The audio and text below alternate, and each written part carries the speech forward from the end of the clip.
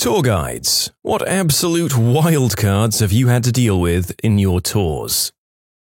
I led a scuba diving tour. While signing the safety waivers and all that, one very old man kept telling us that he had a DNR, a Do Not Resuscitate order. We plainly told him that we're not bound to a DNR, and if he passed out for any reason, we'd attempt to resuscitate by our safety training. Pretty much all the divers are just assuming that this guy is going to try and bookend the story of his life down there, probably by spitting out the regulator and going quietly into the night. The dive happens, and pretty much everyone is hawk-eyed on this guy. I see him go behind a large coral head and lay down in the sand and spit out his reg. He's only at about 60 feet depth, so I grab him and wrestle him to the surface. He won't take my backup regulator, so I slam it against his mouth and purge air into his face. We get to the surface and he's fighting me non-stop, trying to pull all of his gear off. I throw a very hard punch to his jaw and knock him out. We're actually trained to do this during dive rescues to keep panicked people from killing us as well. 3 weeks later, he tries to sue my dive shop and myself personally. Thankfully, it ended up getting dropped, but it did take a while. In short, a guy tried to use our business to not be alive anymore and traumatize a whole bunch of other people in the process. About 15 years ago, I worked as a deckhand on a line of boats that took people out to Fort Sumter. The trip was about an hour each way. One day, we were about halfway there, and two teenagers just decided it would be fun to jump off and swim to shore. This is in Charleston Harbor, which has a pretty solid tidal current and probably more sharks than one would like to think about. We ended up having to perform a water rescue on them, then continue onto the fort with the Coast Guard coming and picking them up. All in all, an extreme act of stupidity.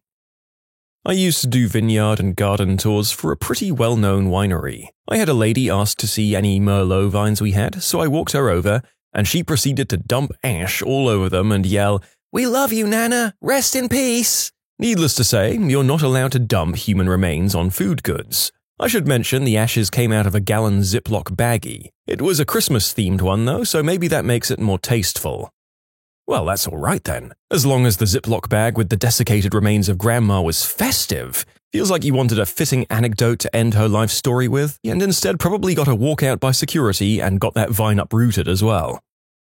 I'm a bush pilot in Alaska and occasionally do glacier air tours if my boss asks me. I'm not a fan of doing tours in general though. One day I was doing a glacier tour and had probably 7 people on board, and the guy sitting next to me just looks at me and says, "I'm the captain now," and yanks the plane 30 degrees to the right, and then lets go and laughs and says he was just kidding. There was yelling to follow via my mouth. I work in the backcountry ski guiding industry, working my way to becoming a lead guide. Guests are always trying to unalive themselves, but there's one that stands out. Right now, I mostly tail guide and pick up people when they fall, which is most of the time. One particularly deep day, I'm sweeping a tree run, and all of a sudden there's a man digging frantically in the snow towards a pair of legs. His wife had fallen headfirst down the slope in a flat area. When she lawn darted, the first half of her body was buried in the snow, and only her legs and feet were visible. Her husband thought it was a good idea to stand on top of where her face obviously was, and started digging near the exposed part of her body. I guess in the moment he forgot human anatomy and where her head might be. At this point, I was maybe 3 minutes behind him, so she'd had her face under the surface for a while. I told him to stop and move, and then yelled, "Stop! You're on her face!" I tried adding a couple of expletives, but there was no response from him. I finally had to grab him by the backpack and powerbomb him down the slope. I uncovered her face in like 10 seconds. She gasped for air, had a cry, and then proceeded to tear that man to pieces verbally.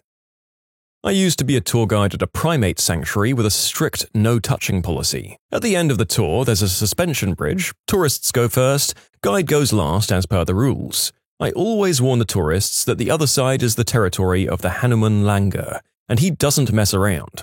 Keep your distance, etc. He doesn't attack people out of nowhere, but he likes showing his teeth and screaming, which scares tourists. Anyway, one tour, I get to the other side of the bridge and a tourist has been bitten. He says a monkey just bit him out of nowhere. I ask the other tourists. No, he tried to fricking pet the Hanuman. Idiot got what he deserved. I was on a tour in New Orleans. A guy gets drunk and basically makes a fool of himself and slaps his partner. Everyone else on the tour is like, "Whoa, not cool, take a hike." Girlfriend leaves with him. The next morning, we're all on the bus waiting to roll out to the next destination, and we're not moving. 30 minutes later, we're all getting real angry, and then the couple get on the bus looking sheepish. By the next stop, we learn the drunk guy ran a bath at the hotel, passed out, and it flooded the bathroom and 4 floors below into the hotel lobby. The hotel wouldn't let them leave without paying thousands of dollars. Karma for him, I think. So I was doing an English language camp for foreign kids. We took the kids on a day tour to London, which involved going up the London Eye. While in the queue, one of the kids started shouting that he had a bomb in his bag and he was going to blow everyone up. Almost got all 20 kids in the group kicked out. On an open-topped tour bus in London, a woman tries to dangle her toddler over the railing and then starts saying she's going to complain to my manager when I tell her to stop. Caught her doing it again, and company policy said that anyone endangering their kids like that was to be removed from the tour, so the driver had to come up and march her off. She still insisted she did nothing wrong, like she literally had the kid's feet on the side rail of the moving bus and was just holding him loosely around the waist. One low-hanging tree branch, of which there were many on the route, and that kid would have been gone. I was working on a tourist island in Australia when this man pulled out almost all of the back feathers of a peacock because he wanted to keep one. He snuck up behind it, grabbed a huge handful and just yanked. He was immediately escorted off the island. The peacock had a huge bare patch, and most of its beautiful feathers were gone. I used to work at a heritage site. It was an old military installation with a lot of remaining original structures, like bunk beds, cafeteria equipment, computers, among other stuff. Every day it was a constant effort to remind people, read kids, to not jump on the beds, not to slam doors open, and not to punch every button like it owes them money. The absolute worst was a group of kids on a school trip. Within the first 10 minutes, we're walking through the tech portion of the exhibit, where we had a wall lined with Burroughs large systems machines, B5000s, all behind this little fence about waist high. I turned to demonstrate some of the pieces, and when I look back at the group, one of them has jumped the barrier, opened one of the units, and started pulling out handfuls of digital tape from the reels inside. I just about jumped on the kid when their teacher did just that. She jumped the barrier, smacked the kid's hands, and took him outside. I immediately ended the tour and had them all refunded, as I couldn't imagine what else could happen. My one took a big dump in front of the group. So we tour through streets and parks and make it really clear that the toilets at the beginning of the tour are the only ones for the first 90 minutes. We get to a park about 30 minutes into the tour. Not a big park, mind you. It's basically a big roundabout with a swing set, bench, and 2 trees. I'm in the middle of my spiel in the park when I see a guy at the back of the group step away, pull his pants down, and squat on the grass. Of course, I was stunned and lost my flow, which had everyone looking around only to recoil in horror as this guy drops a log like it was nothing. He wasn't even ashamed. I took a class of middle schoolers to a museum, and one of my jerk students dragged his hand across a 3,000-year-old Indian painting. Later, I found out the object was almost certainly a reproduction, but I nearly died of rage on the spot. The student was with us on a 45-day placement for severe behavioral issues. He had earned enough points in school to qualify for the field trip. Never again, kid. I work at a brewery tap room and take people on brewery tours. During fermentation, CO2 is produced and excess comes out through a runoff pipe and into a water bucket. One of the attendees, who was being a pain and trying to be funny but no one was laughing, asked me what the pipe was for, so I gladly explained. He then asked what would happen if he breathed it in. In disbelief of his stupidity, I told him he'd pass out and damage his brain. He then proceeded to grab the pipe and take a breath. He was then ejected and barred. Some people are just beyond belief. I think a lot of us wonder what happens to those kids at school who eat bugs or toxic things for the amusement of others in the playground. Turns out they're basically doing the same thing in all manner of locales decades later. What an idiot. My co-worker's story. He was a tour manager for South America. We tended to work with older travelers, like 60 or above. Him and his guests were flying from Lima to Cusco, Peru, which is about 10,000 feet in elevation. This is a group of about 40 travelers. Apparently, he had one male guest who had IBS or something, and in mid-flight, he crapped himself. The stench was unbearable as they were in a small aircraft taking them to Cusco so high in the mountains. He said he had to help escort this guy to the bathroom in the back, but as he stood up, the brown just came down his leg, so now he's dragging this stuff down with him to the toilet. Once he got to the loo, he cleaned it up with the assistance of the aircraft attendant. He was very embarrassed, but not as embarrassed as the guy who'd made brown. Once they landed, the guy who'd done this was in the bathroom, apologetic, and was cleaning himself up. The guide went into the airport and brought him some new Peruvian-style pants, and then came back to the airport to help dress this guy in the bathroom. I'd say that was probably one of the worst stories I've heard to happen to an individual. I've also heard of a fellow coworker who guides tourists in Vietnam, and had to bail out a tourist from jail one time. She had received a phone call in the middle of the night from him, in jail, asking for help. She showed up and asked the man what happened. The Vietnamese police said he was caught purchasing little blue pills and exchanging money for favors from working girls. You can submit your own stories to be featured here on the channel. The story submission link is in the description below. And if you want to listen to some vibey music in the background, check out Easy Mode, also linked below, and subscribe. I worked at a living history farm museum. I had a kid that was climbing on stuff the whole tour in the farmhouse and trying to get behind the smith in the blacksmith shop during a demo. After the tour, when people are allowed to roam the grounds, I hear his mum screaming and look over to the barn, and this kid has climbed the fence into the field with our longhorn oxen and is trying to poke them with a stick. I walk over and calmly told him to get out of the field before our lazy oxen decide they've had enough. But this little jerk decides to look me in the eye and smack Ted on the butt with the stick like it's a riding crop. Ted, bless him, just kinda jumps a little and whips his head around with a "what the frick, dude" look on his face. But seeing as he's a longhorn, he just kinda wipes this kid out with one of his horns when he's turned his head. The kid goes flying into the dirt and is having a meltdown. Mum is freaking out, and I'm like, dude, get the heck out of the pen before Ted actually gets mad. So this kid is crying and trying to climb the fence out of the field, and Bill, who's been watching this whole thing, waits until the kid is almost over the fence, walks up to him, and nudges him in the butt with his nose and pushes him over the top of the fence. It was everything I could do to keep from laughing. The kid was fine, Ted was fine, but the kid and his mum were promptly kicked out of the museum. Their dad and little sister were allowed to stay because she was well behaved and was just enjoying petting the goats at the zoo. Since the kid had to leave but his sister didn't, there was a temper tantrum in the parking lot that could be heard all the way on the other side of the farm. But the oxen got some extra grain that night, so I guess they won in the end. I was once a tour guide in high school for a group of young Chinese students coming to the rural US on a sort of fresh air trip. They told us beforehand that we had to keep the kids away from water because apparently parents don't value swimming lessons in China, and there is such little open, swimmable water that no one learns on their own. We were also told that the kids think swimming happens naturally. Like if you go into the water, you'll immediately start swimming. Anyways, one of our excursions was to a local reservoir, and the plan was to hike up a hill nearby to overlook the reservoir lake, get a few photos, and then leave. When we got to the top, it started pouring rain like I'd never seen before. I'm talking so much rain you can't see 5 feet in front of you. Then lightning starts striking the lake, and I'm still trying to keep it cool even though I'd never been so close to lightning before. The kids were taking it well and laughing, which was good, until they started running directly for the lake and jumping in.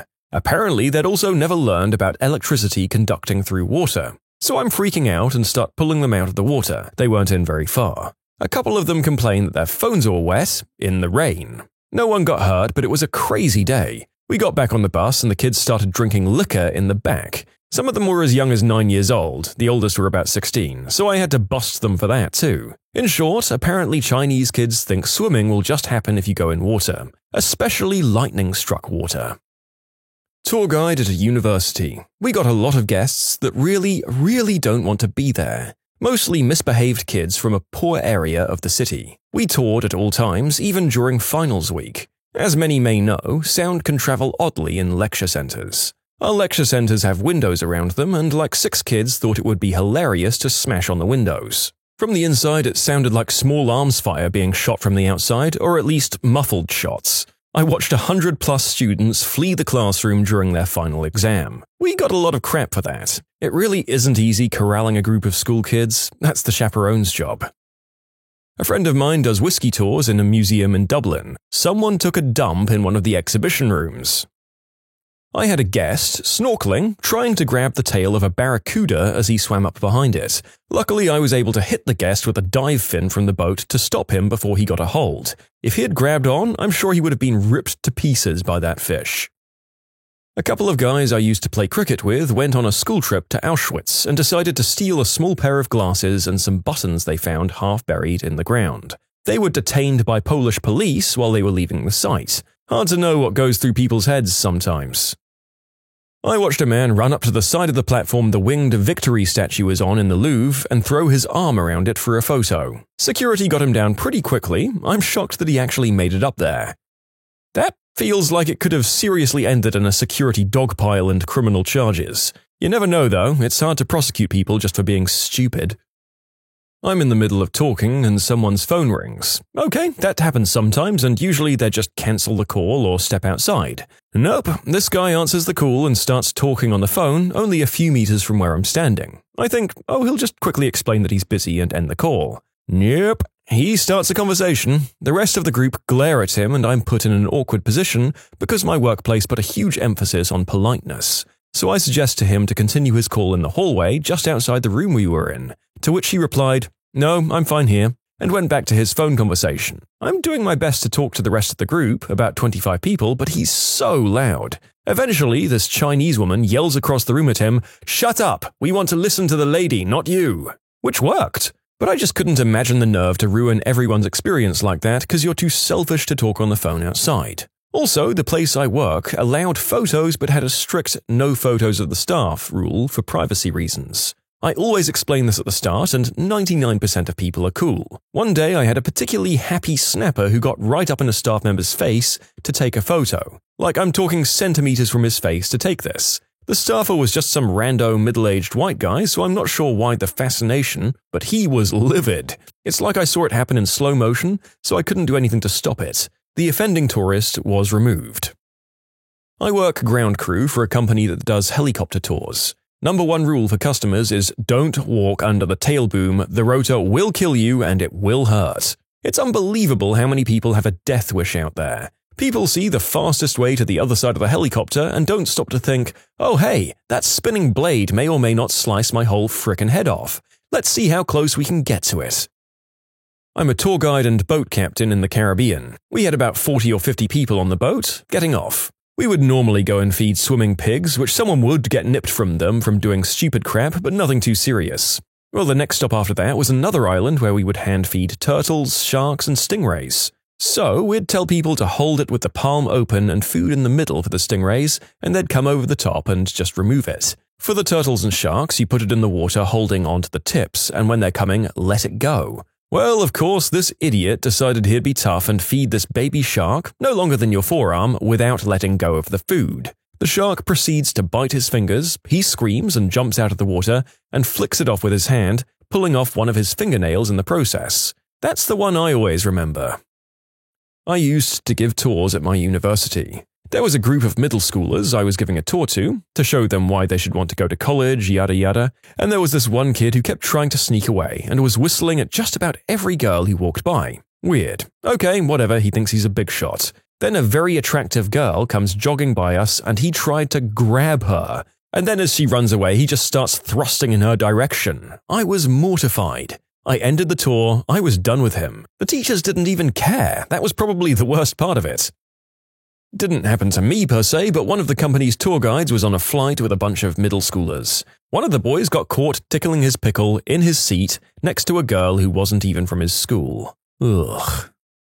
Former whitewater rafting guide. There's a calmer section of the river where people can, if they choose to, hop out and swim through. They're wearing life jackets, so you can just float through it. This woman decides she wants to try it and hops out.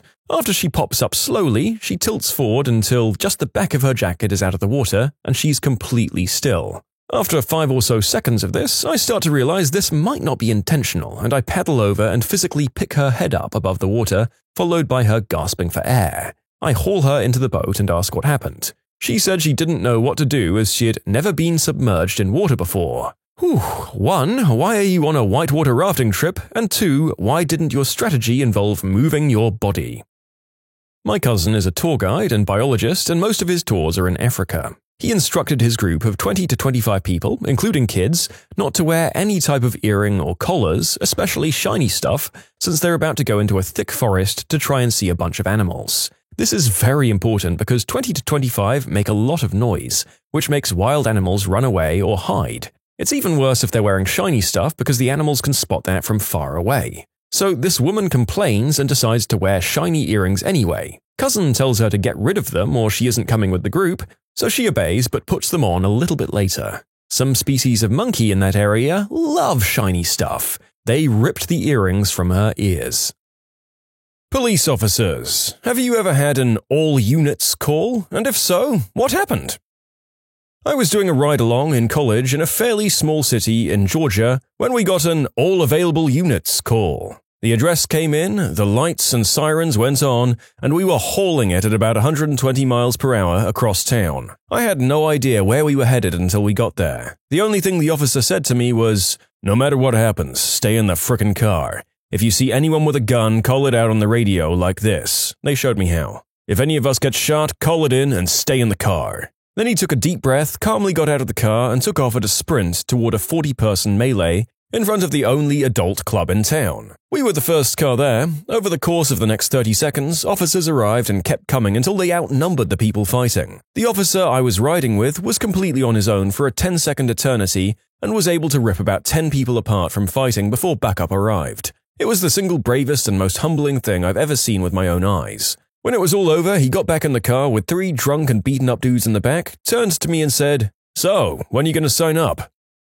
25 years ago, smallish rural town, my dad was a beat cop on patrol. My cat brings in a live mouse and was playing with it in the kitchen, and my mum is deathly afraid of rodents, so she calls dispatch and tells them my dad needs to come home. Dispatch gets on the line and tells my dad to switch to a secured line. There's an emergency at home. My dad's driving home to take care of the issue when all the cops on patrol in my small town, probably like 4, come with sirens and lights blazing to my house because they all heard there was an emergency at my dad's place. My mother was mortified.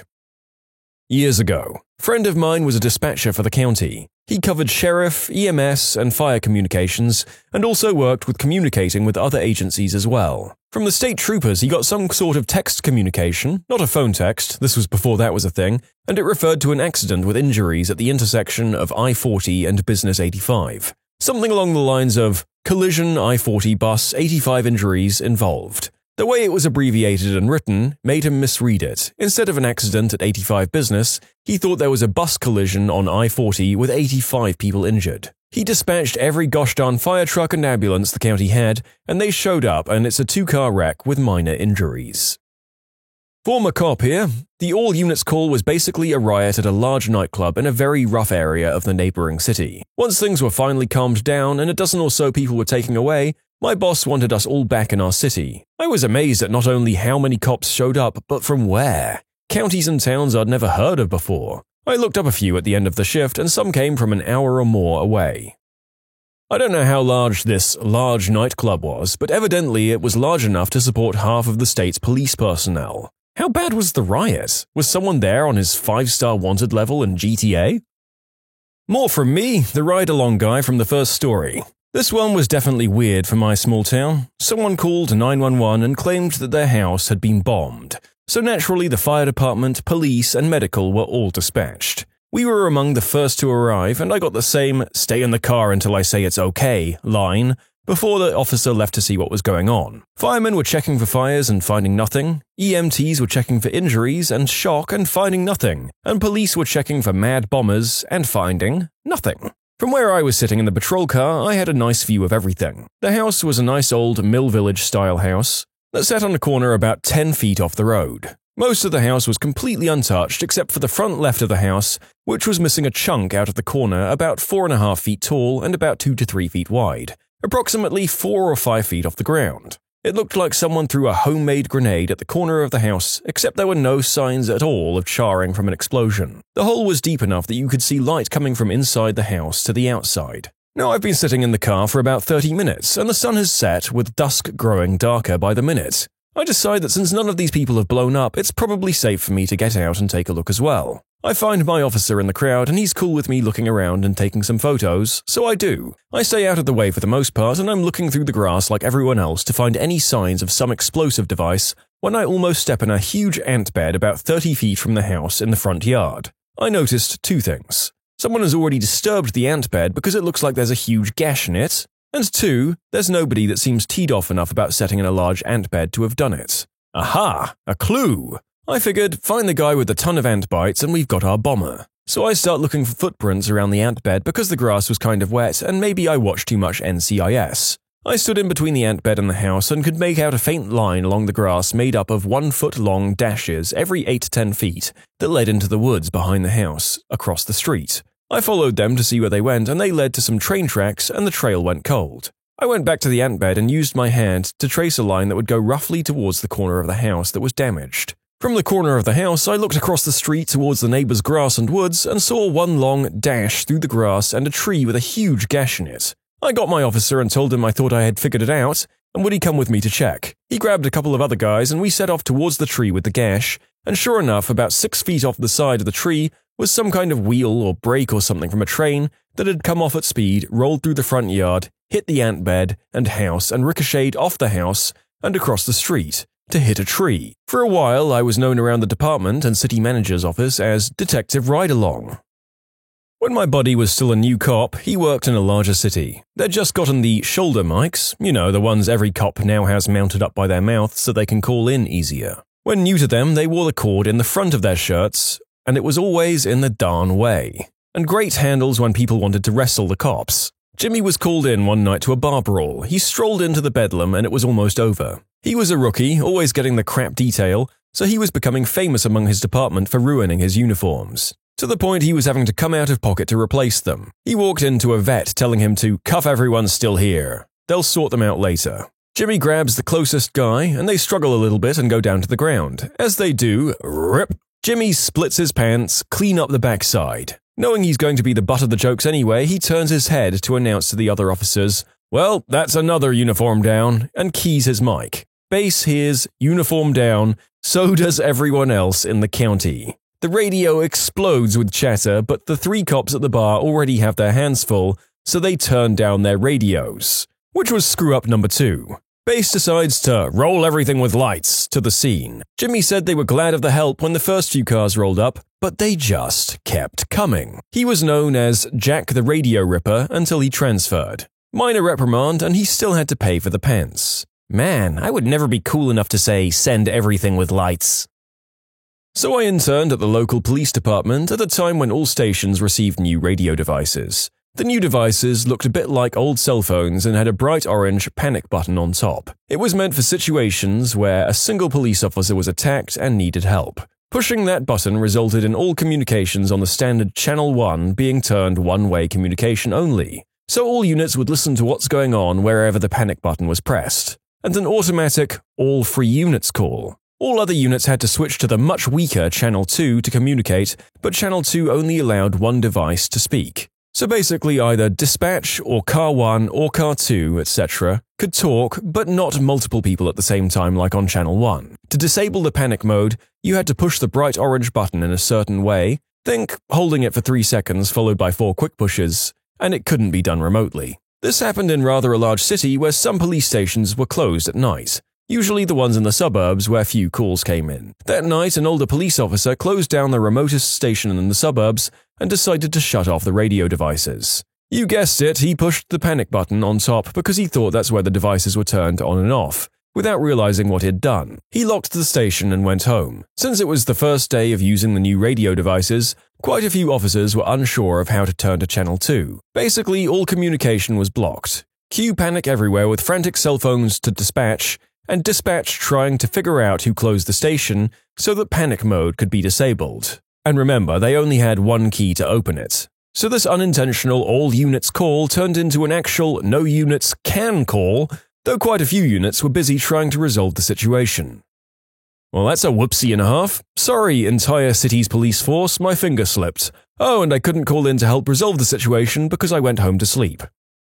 Former Royal Canadian Mounted Police here in a small tourist town. Was working on a regular mid-weekday shift when we received a dispatched call for a bomb threat in the industrial commercial sector of the town. We all went there, called in the bomb squad, the dogs, got people out of the area and so on. We were doing roadside when we got another call that the local bank's silent alarm was turned on. Now, we're in Canada, in a tourist town, things are usually relatively calm. But this was absolutely chaotic. We got the all-unit call, they call our neighboring detachment to help, we all split and head to the bank. We arrived, some 20-odd patrol cars all around, to see the bank employees bound and gagged, smoke everywhere from smoke bombs. We realized very quickly that the bomb threat was the diversion. We immediately got a bolo out to get the 3 males identified by the bank staff, including a former bank employee. We get the bolo out to CPIC, got words to airports and border crossings. We managed to catch 2 out of the 3 guys. The last one flew back to his home country. He had been in Canada on a student visa. We remained on high alert for days after this looking for the 3rd guy. Canadian authorities worked with their colleagues from the guy's country to get him extradited almost a year later. In the end, as I recall, about 130 grand was missing and never recovered. For most of us, it was the first time we had a bomb threat or a robbery. First time we were guarding an area expecting to be shot from an unknown location. The robbers were reported to have AK-looking weapons. You can submit your own stories to be featured here on the channel. The story submission link is in the description below. And if you want to listen to some vibey music in the background, check out Easy Mode, also linked below, and subscribe.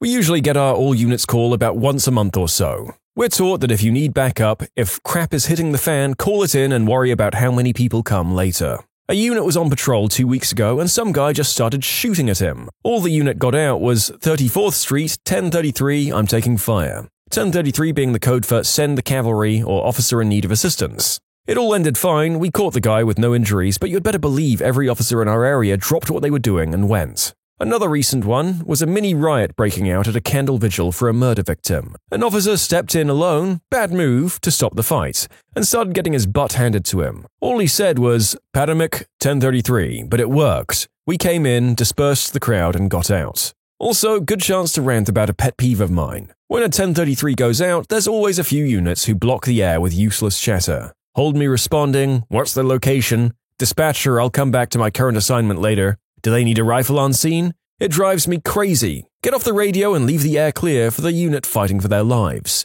And every unit not on something absolutely necessary is required to respond. Why would you waste time to say you're going? No crap, you're going.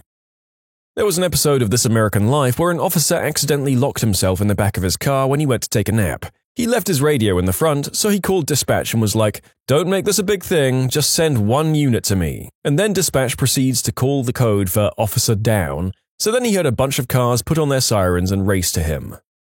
I got run over by someone fleeing the scene of an incident that they weren't involved in. He just got scared and apparently had a gun on him. I was out of my car talking to the person who called and my partner was trying to stop the person who was really called on. So he didn't even see me get hit. No one knew I got hit or where I was because my radio went flying. Luckily there were a lot of witnesses who called 911 and found my radio. I confused the dispatcher because I was in so much shock that I came over the radio talking like I normally do. But I was bleeding badly from my head and broke my leg. I didn't feel the pain for about 2 hours, so I had that call come out because of me. I'm pretty sure a policy got made because of me too. What's the policy say? Don't move in front of a fleeing vehicle or threaten to shoot at one unless the occupant is firing at you with a gun. Apparently me yelling, stop the car with my gun out while the car was accelerating down the street, going the wrong way, is what made him turn into me and hit me when I moved out of the way. Might not have been an all-units call, but the day my daughter went unresponsive after having a febrile seizure, the 911 dispatcher sent out unresponsive 2-year-old, and we had about 30 EMT, police, firefighters at our house in minutes. We live in a rural area, short distance from fire and ambulance hall, and everyone is a member EMT. Thankfully, she was okay, but it was scary for us at the moment when her temperature wouldn't go down and then she passed out. As the story goes in Duluth, Maine, for a long time the radio signal that available officers could meet for Dunkin' Donuts was the code word Broken Arrow. One day, a non-Duluthian was in the local newsroom when this was overheard. He got alarmed and told the rest of the newsroom that the code word likely meant that the police station was at that moment overwhelmed and outgunned, and they were calling all available units to help. Reporters rushed to the scene to find donuts. That code word is no longer used. In fairness, Broken Arrow does sound infinitely more ominous than a snack break. If I heard that code word, I would assume that stuff was going down. I mean, these kinds of call-outs happen all the time. Officers in a fight, possible subject with a firearm, major traffic accident. It's not anything like in the movies. If it's a big enough incident, all your available units are going to be going. I called 911 a couple of weeks ago because there was a couple involved in a domestic at a gas station, and I heard the phrase, "Give me the knife." Relayed all info I could to the dispatcher, and not even 5 minutes later, 2 village police units and 4 deputy sheriffs rolled up. Weapons out, yelling at the dude. I thought I was about to watch this guy get shot. This was probably around midnight. I wouldn't be surprised if those 4 deputies were all the units on duty that night.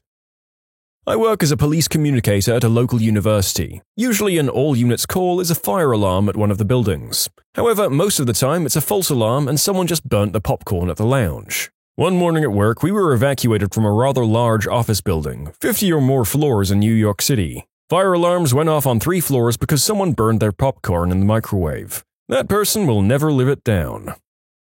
I once got an all-unit call to my house. The backstory is that my mum was dating a crystal head and everyone knew who he was. They also knew our address. I was about 15 and one night he went off the rails and was beating the crap out of my mum. I got involved just in time to see him swing at my sister, who was 7 at the time. I ran for the phone and called it in. I got as far as the address when he grabbed me by the neck and threw me. Well, the dispatcher heard my garbled yelp and called it in as a possible homicide in progress. That, combined with his reputation, sent every single cop in the surrounding jurisdictions come flying our way. By the end of it, I think there were more than 20 police officers at our house.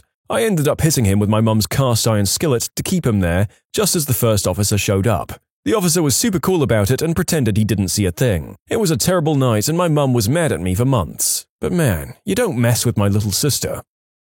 Was a military police officer on a rather large base. I was getting off shift and being transported back to my barracks by the guys coming on shift so I could check in my weapon. Suddenly, we got a call for all units to respond to a section of base housing. A military wife was having an affair with another soldier while her husband was on deployment. Supposedly, the husband was due to return soon, so she tried to break it off with the other guy. He responded by stabbing her several times. My team leader and I searched the tree line with our weapons drawn because he was armed and it was dark outside, you know? I actually passed the guy with my team leader a few yards behind me, and suddenly the suspect comes out saying, "You're looking for me." It scared the crap out of me. My team leader covered him while I went in for the handcuffing, making sure that I had my knee firmly planted in between his shoulder blades and thoroughly covering his upper torso into the muddy terrain. Not sure what happened after that. He was taken to a holding cell by another squad and I got to go home. Ended up getting transferred from that base a few months later, but I know the wife survived the wounds. Too many examples. London riots, units attacked with a machete, large group fighting with knives, building fires, so on and so forth. I was at one of the lakefront beaches in Chicago a few summers ago when, according to news reports later, a party a quarter of a mile down the trail from us started getting out of hand. Apparently, the party got way overcrowded, so a pair of cops rolled up in a squad car to get the mariachi band to quit, in hopes of folks losing interest and dispersing. This was a no-go and the crowd responded by, among other things, breaking the squad car windows and surging in around the cops, one of whom put out an "oh crap" call. I don't know the details, but apparently Chicago cops have a code that basically means drop whatever you're doing and get the frick over here. Because within 90 seconds, Wilson Ave looked, I crap you not, like that epic car chase at the end of the Blues Brothers. If I had to guess, it must have been at least 50 cars hauling butt down onto the lakefront, one after the other. Like a high-speed parade of cop cars celebrating, "We're going to frick you up then arrest everybody" day. Which basically, it was. My father was a Port Authority Police Department officer for more than 30 years. 2 times he had all-unit calls. First was the 1993 World Trade Center bombing, and the second was September 11, 2001. If he didn't pass away from an illness related to his time at the World Trade Center site in 2001, he'd be able to convey his impressions of that day better than I could. I recently found his handwritten notes from that night. They were jumbled together on his notepad and placemats from a diner in the area. The first and only cavalry charge I've seen was in Brooklyn. There was this ride on the W12 and Bowery in Coney Island in the late 80s called the Polar Express. You've all seen it. It's that ride that goes really fast around, then it goes backwards while blasting really loud music. Stupid, but whatever. This also attracted every broke bum in Brooklyn who couldn't afford to get into a club, or people who were thrown out of all of them, on weekends, and it was always a freaking nightmare. There were always fights, but you learned to let them tire themselves out a bit before you waded in because things could get ugly. I was detailed to this thing with a small army of other rookie cops on the 4th of July weekend. We were told in no uncertain terms not to go into the crowd. Ever. Nothing is happening in there that's worth your safety. So of course, a brawl breaks out and someone immediately goes running in. Now please understand, you have to go now. You can't leave the other guy alone even if he did mess up. The crowd parts for us like Moses parting the Red Sea, and then it closes on us and the airmail, rocks and bottles, come sailing. We're pretty much back to back like in the movie 300, but we're vastly, vastly outnumbered and out-inebriated.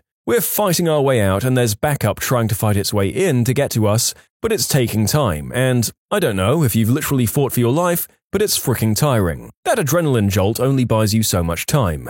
Then I saw it, a flying wedge formation of mounted charging down West's 12th into the crowd at full speed, with the sergeant in the middle with his nightstick held out like he was ordering a charge, and a crap-eating grin that said he'd waited his entire life to do this. I think the horse was smiling too. You'll hear the term crash a lot, and it's hyperbole. Not here. No, these guys crashed into this riot and sent bodies flying everywhere, like the bow of a great warship cutting through a stormy sea, a blue, black leather, and Rowan battleship.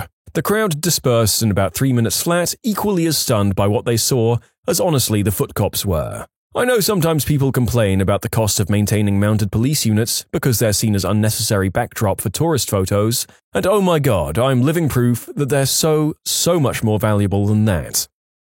Heavy sleepers. What outrageous noises and events have you slept through? I've slept through numerous fire alarms and a tree falling into our house. What the hell kind of alarm clock do you use if you can sleep through a fire alarm?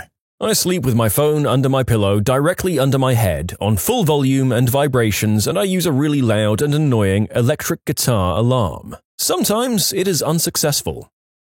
Not me, but a friend. He fell and took a nap in his seat at a rock concert. He first dozed off while Hymn was playing and slept all the way through Taking Back Sunday. He was stone cold sober, just tired apparently. Visiting an aunt when I was younger. I was taking a quick nap on her couch. While I was asleep, a power line went down across her front yard. Literally 30 feet outside the window I was sleeping next to. Multiple fire trucks, firemen coming through the house to make sure everything was okay inside, sirens, alarms, fire hoses, the works. I woke up after everything was over, confused why the carpet was dirty and the yard was burnt up. My boyfriend slept through thunder so loud it set off several car alarms in the parking garage right outside the window. When I was pregnant with my third baby, I woke up at midnight to the popping sound of my water breaking. I got up and went to the bathroom and confirmed that my water had in fact broken. Got a towel and went back to bed. Woke up at 5:30 in the morning with some big contractions and figured better go to the hospital. Went to the hospital dilated to 9 and the baby was born 20 minutes later. So, labor. I slept through my labor and transition. Highly recommend. I once slept through the process of my grandmother calling 911 for my grandfather, the ambulance coming to our house with sirens blaring, the process of him getting loaded into the ambulance and leaving. I woke up the next morning like, where did Grandpa go? I didn't even know why he had been taken to the hospital. I think it was a broken hip. A 6.8 magnitude earthquake while I was living near the Bay Area where it hit. Everyone else woke up because of the heavy rumbling, but I stayed asleep. Meanwhile, I'd wake up to someone walking in the hallway in the morning with my door shut. For the reference of those who don't have to deal with those pesky tremors in their life, 6.8 on the Richter scale is basically adjacent to the scale that can severely damage cities at a shallow enough depth. If you live in an older city or one without stringent building codes, buildings are going to come down at that magnitude. I once slept through a tornado that happened about a mile from my hotel. My girlfriend woke me up at 2 a.m. saying how scared she was of the storm and that the power went out and she was worried. I told her while half awake to leave me alone, I'll deal with it in the morning, and it's just thunder, I don't know why you're freaking out. She was fuming at me when I woke up the next morning and found out that a tornado destroyed a high school not too far away. Once a tornado formed on top of my house when I was younger. My mom screamed my name from downstairs several times, but it wasn't until my dad came up and literally grabbed me out of bed that I came down. I was so teed off at all of them for waking me up at the time. I'm quite thankful looking back on it, though. When I was about 6, I slept through our roof being torn off by a tornado. We were living in a remote area in a trailer on the construction site of our house. It peeled off and landed in a field down the road. My parents had to wake me up to go to a hotel. I wish I slept that soundly now. When I was 10, a huge thunderstorm brought the big oak in my yard crashing into the house. Luckily, my room was on the other side of the house, so it didn't get hit. I still slept. I woke up 10 minutes later because my cat jumped on the bed because the house was starting to flood. Good times. Not me, but my parents. They told me a story a while back about the time they stayed at a hotel in England for their friend's wedding in the mid-1990s. They stayed in room 1012. They went to bed as normal and sank into their usual deep sleep state. Upon entering the all-you-can-eat buffet breakfast in the hotel at 8 a.m. the next morning, they were approached by a similarly aged couple who proceeded to ask, "Oh my gosh, what do you think of last night?" My parents naively replied to the couple by saying, "Oh yes, Julie and Paul's wedding. It was amazing." The couple exchanged confused glances. "No, not the wedding reception." My parents were confused now. "All the commotion in room 1013, the room next door to you." The couple almost giggled as they expected this to prompt my parents. "What do you mean?" my dad asked as he naively continued to pile scrambled eggs onto his plate at the buffet. Turns out there was a massive substance bust in the hotel room next door to my parents. Armed police smashed in the door screaming, "Armed police, nobody move!" as like 10 police officers stormed the room. Multiple people arrested, one man tasered outside my parents' door, and a man screaming bloody murder as he was being cuffed. My parents didn't hear a thing. I once fell asleep at a Metallica concert in the middle of the show. Not a heavy sleeper, just exhausted. Now I wake up if the stars twinkle too loud. I slept so hard that my friends thought I was dead. They just kept shaking my non-responsive body. Why they did nothing about it is beyond me. God, my roommate once thought I'd legitimately died in my bed. I'd become completely nocturnal for a 3-day weekend, during which she kept going out to parties, and she just let me lie there. Literally told me she was going to give me until Monday and then call campus police. Like, what if I had died and started to smell? What? I missed a whole Saturday once in high school. I just got back from a band field trip where I didn't sleep much for 4 or 5 days, and I got home from the airport at about 3 a.m. on Friday and I passed out. I woke up and saw my clock said 6, looked out the window and I thought the sun was coming up, so I went back to sleep. I woke up a few hours later at 8 and it was dark outside. I was confused because it should be bright at 8 a.m. I came out and my mum was making breakfast for dinner, which also confused me, and she asked if I was ready for school tomorrow. I was like, "No, it's Sunday tomorrow." As it turns out, I slept 36 hours straight through Saturday and woke up Sunday night, thinking it was Saturday morning. It's still my record for the most hours slept. I slept for 30 hours too once. It was on a Thursday and I woke up at around 12 and was freaking out. Came into the kitchen and started packing my school bag, and my parents were just like, "What are you doing?" "Packing my school bag so I can make it to the last lessons at least." And they say, "But it's Saturday." "How?" "Well, we couldn't wake you, so we let you sleep." I slept through a fire drill at college once when I was really hungover. I wasn't hungover, I was solidly drunk, but same. I've slept through several because they'd happen all the time because of stupid people. Growing up, we had an indoor cat. Usually, we let him out in the summer, but usually not for too long. One day, we forgot him outside. Around 2 a.m., he was crying at the door to be let in. My brother and parents heard it, but were mostly asleep. Soon after, another cat showed up and the two started fighting on our doorstep. If you're not aware, cat fights get very loud. My brother, who was in high school at the time, jumped out of bed shouting, "It's Kitty!" Our cat's name was Kitty. My brother ran out to help Kitty, followed by my parents. When my brother opened the door, Kitty jumped inside, but my brother didn't notice. The other cat started to run away. The other cat looked very similar to Kitty. So at 2 a.m., my brother was running down the street in his boxers, chasing the neighbor's cat while yelling, "Kitty, come back!" My parents were chasing my brother while yelling, "That's not Kitty!" And I slept through the whole thing. Someone opening my front door, walking in, taking all my crap and leaving without a hitch. It really sucked, but at least he took my school bag as well, so I had a great excuse to not have any homework done the next day. Oh mate, this sucks so bad and it happens a lot. People walk into bedrooms and grab car keys from nightstands and leave in the car parked in the drive. Very common occurrence here in Australia. I don't know why this would be more common in Australia of all places, but I too have woken up to the realization that someone has just wandered into my house in the middle of the night, and it is damn scary. I slapped my girlfriend in my sleep. She responded with a massive slap without even thinking because she doesn't take crap from anyone. I didn't wake up. She also apologized after. My brother used to kick real bad in his sleep, and when we were kids we had to share a bed for a while, being dirt poor, and just having a caravan to sleep in. Well, he kicked obviously, and we would kick him so hard back, but he wouldn't even stir, just a really heavy sleeper. I feel terrible now for how hard I kicked him, not like he knew what he was doing. I fell asleep in my dorm room while in college. I lived alone. They had a fire drill at 3 a.m. The firefighters came, opened each room and checked on us. The fire alarm didn't wake me. They tried to shake me awake, nothing. So they called in an ambulance. These guys got a stretcher, loaded me up onto it and started taking me down 3 flights of stairs. Once we were on the 4th flight of stairs, I woke up and tried to jump off the stretcher. Because, well, I thought I was being kidnapped. The ambulance guys still tried to get me to go to hospital because they thought I was on substances because I didn't wake up. The truth of the matter is, that's just the way I sleep. I have 5 different alarm clocks set to wake me up, but sometimes I still don't hear them while asleep.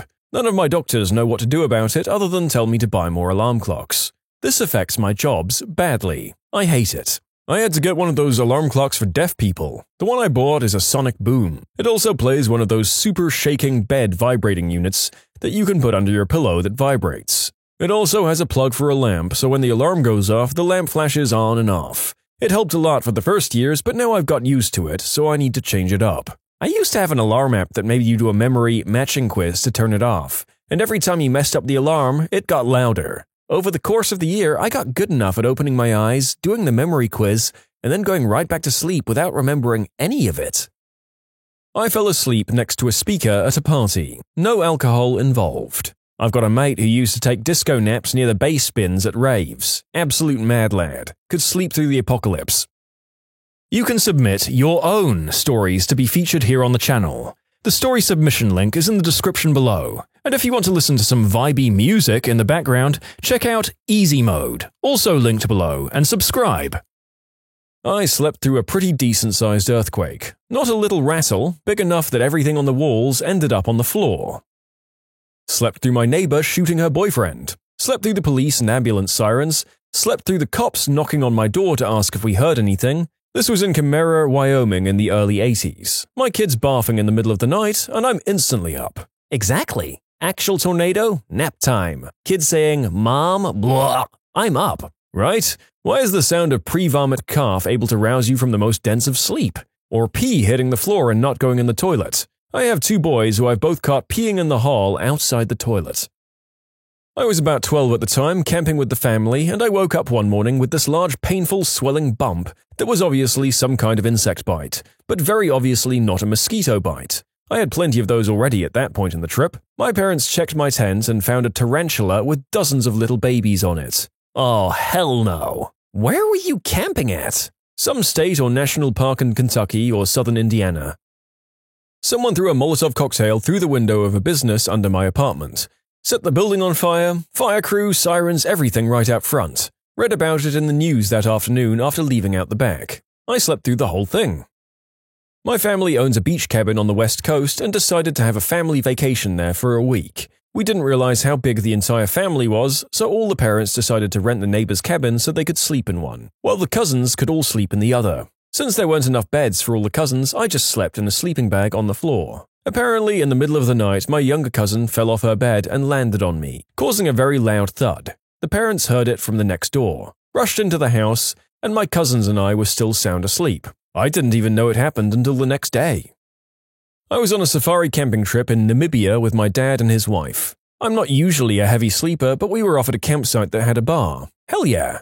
And I'd had a bit to drink. It was a long day and I was tired and a bit drunk, so I went back to my tent early. When I woke the next morning, both my dad and our guide started asking me if I was okay and telling me how brave I was. I'm sitting there thinking, of course I'm okay. I mean, it was too hot for my liking, but it was just as hot for everyone else too, so I can't imagine how that makes me brave. They explained to me that an elephant came to our campsite during the night and began to use my tent as a scratching post. I was a wrong step or two away from being crushed to death and had absolutely no idea. They assumed I was still awake, but I slept through the entire ordeal. My dad was losing his mind trying to do something, and our guide and the person who ran the campsite spent an hour or so trying to lure this elephant away from my tent. I guess eventually it just got bored and walked away. I'd actually thought they were just pranking me or something, but we were staying there a couple of nights, and that next night an elephant, maybe the same one, I don't know, came in and was walking around the campsites again. Honestly, glad I slept through it because I would have been crapping myself.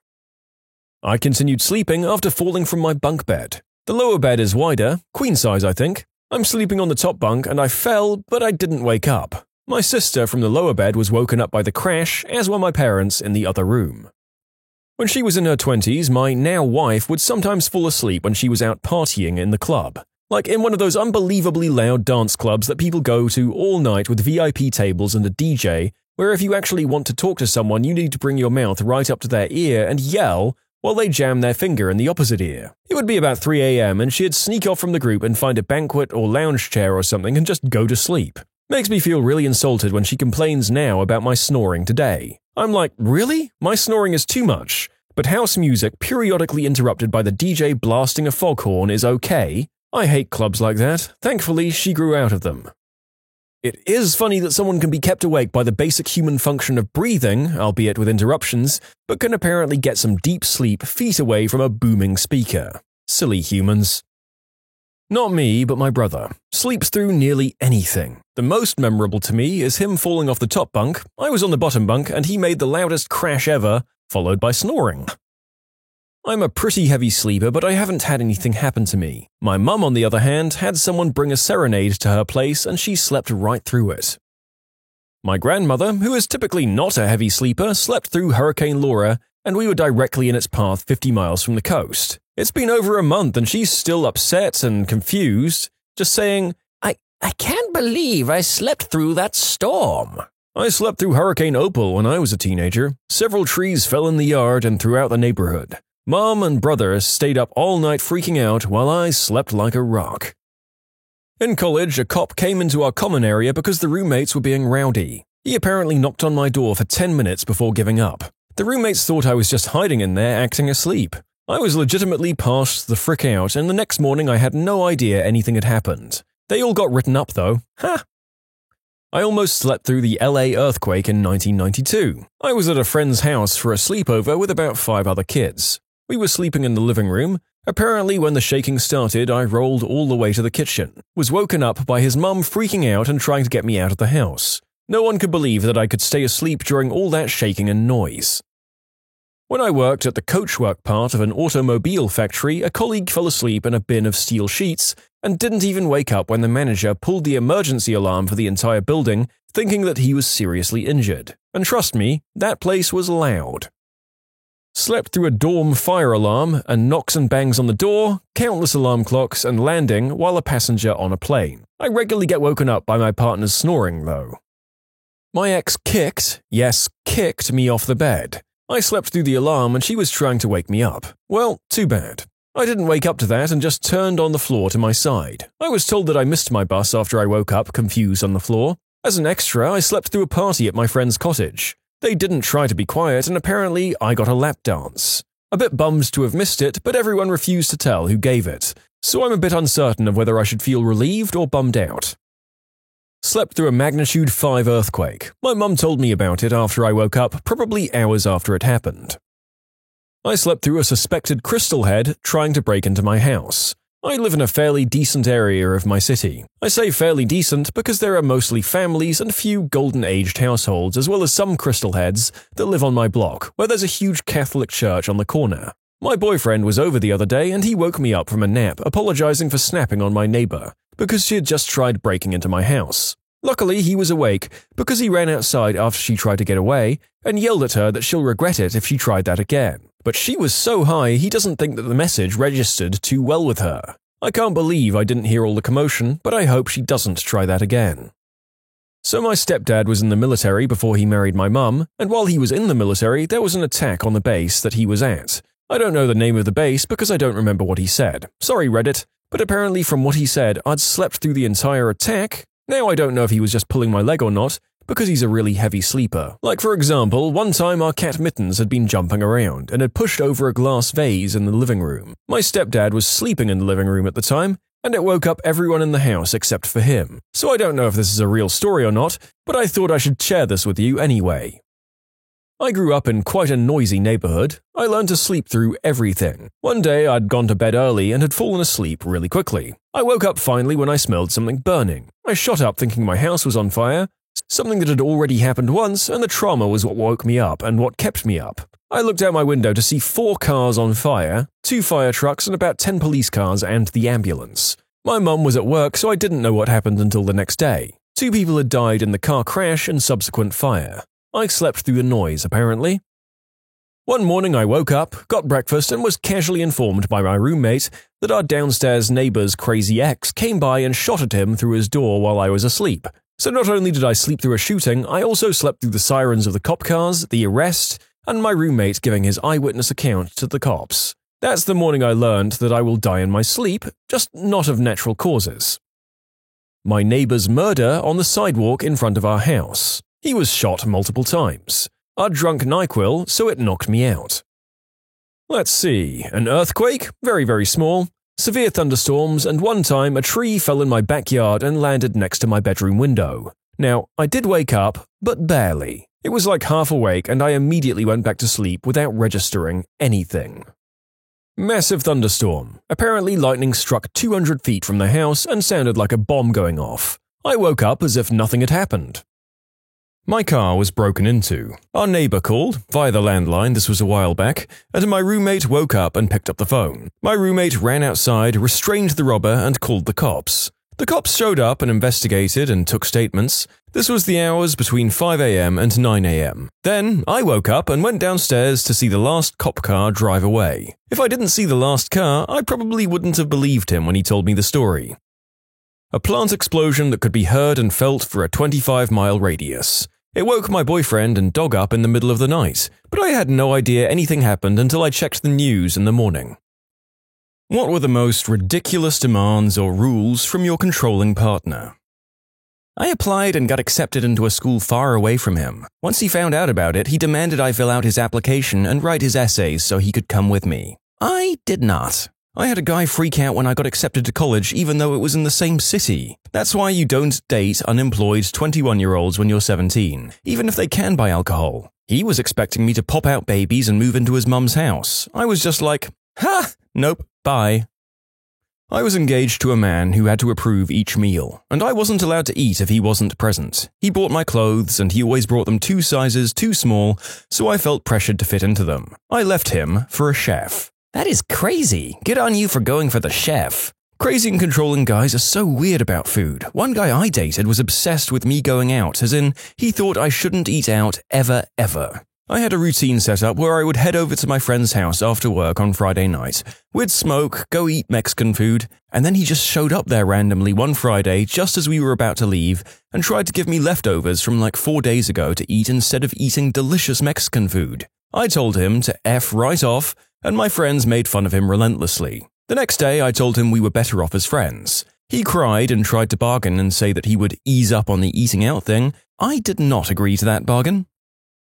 Oh, you know, just your run-of-the-mill OAG stuff. She demanded to snoop through not only my phone, but my physical items as well. When I wasn't with her, she demanded to know what I was doing and who I was with, and even went as far as to make me take pictures of what I was doing. She even made me give her my Reddit account to make sure I wasn't PMing girls on here. What truly takes the cake was when she accused me of cheating because she found a half-eaten Pop-Tart in my car. My friend borrowed my car and had forgotten it. She saw the Pop-Tart and demanded to know who it belonged to, or it was over. In short, was accused of cheating because of a rogue Pop-Tart. People like this, her, are usually cheating themselves. I dated a guy in high school who exhibited a lot of these behaviors. One time I was on the bus on the way to work and he called me freaking out because he had driven to my school to pick me up unannounced. But since I'd already left, I wasn't there. He was insisting that I was in a guy friend's car and that I'd left early, deliberately to avoid him. What the frick? The same guy also offered to build me a PC. This was in the early 2000s and got upset when I refused to let him install remote access, so he could check up on my system and log into my accounts whenever he wanted. Ugh. Yuck. Good save on the remote access thing. If they made it sound innocent enough to just be checking up on updates and things, I can see some people letting them install that software and being completely at his digital mercy.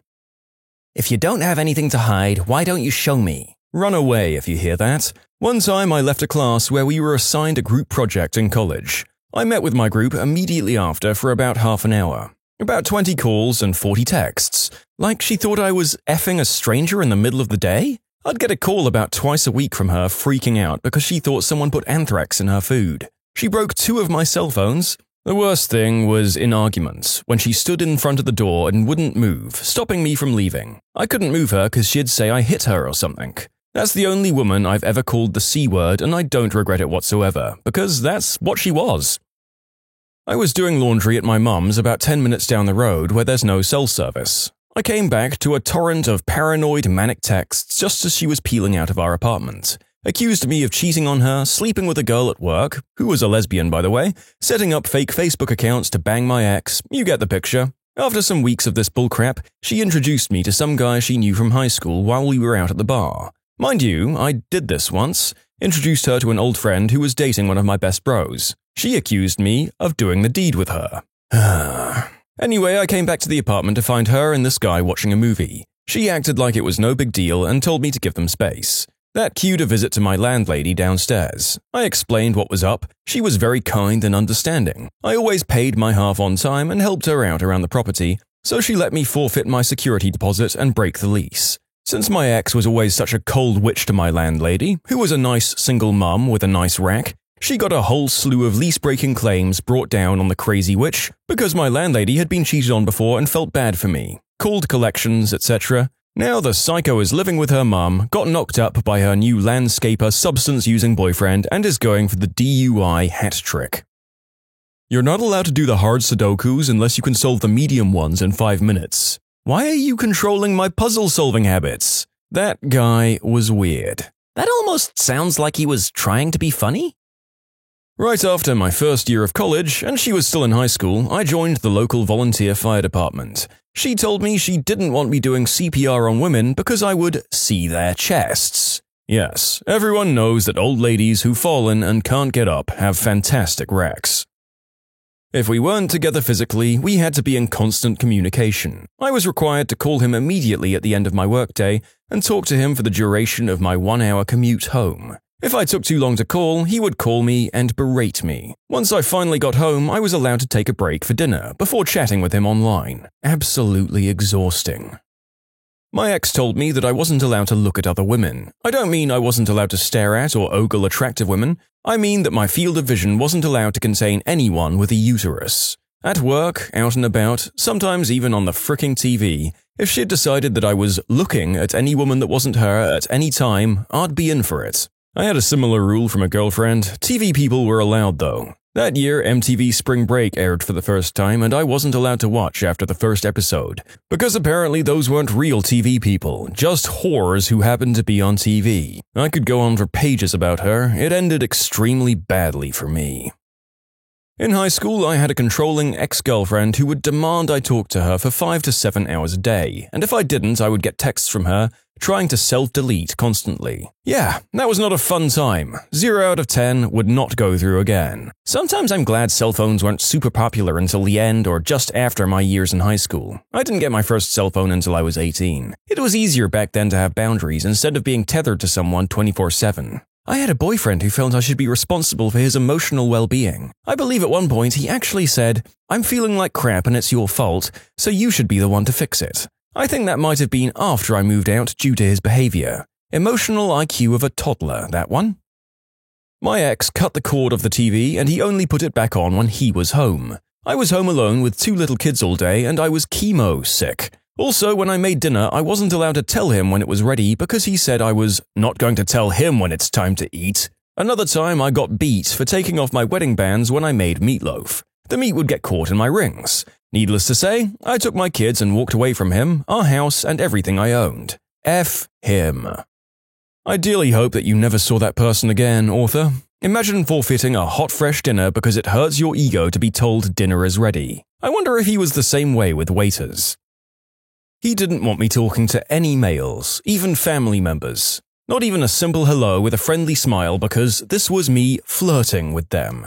And if a guy spoke to me first, then he was flirting with me. The guy tried to make me lose my job because I'm surrounded by men all day, and he didn't like that. He'd basically tell me what to do with my life, changes I needed to make, which were stupid things like me wearing makeup because I wanted to, but if I tried to tell him he needed to quit drinking, he was an alcoholic, and skipping work because of hangovers from drinking, then I was controlling and needed to stop trying to change who he is. He didn't want me wearing skirts or shirts that showed any cleave. Pretty hard with my large chest, by the way, because then men would stare. And by the way, they weren't staring. I couldn't wear makeup on any normal day, especially if I was going somewhere without him, because I was trying to look good for someone else? No matter how many times I explained makeup is a hobby and I do it for myself, not to look good for anyone else, not even him. Speaking of makeup, he would yell at me if I even bought a $3 lipstick because it's a waste of money, and then he'd spend a ton on beer. He'd even make me buy the beer when he didn't want to because I make more than him and he needed to save, but would spend all of his money in beer and cigarettes when he made me broke. He even made me buy multiple controllers and gaming headphones because it was my fault when he broke them when mad because of Call of Duty Online. All I'd do is say maybe he should stop playing because he was getting worked up. Probably worst of all was he didn't want me spending time and playing with my 6-year-old brother, who I adore. I ignored that and even let my bro in the bedroom with me, which would make my ex extremely mad.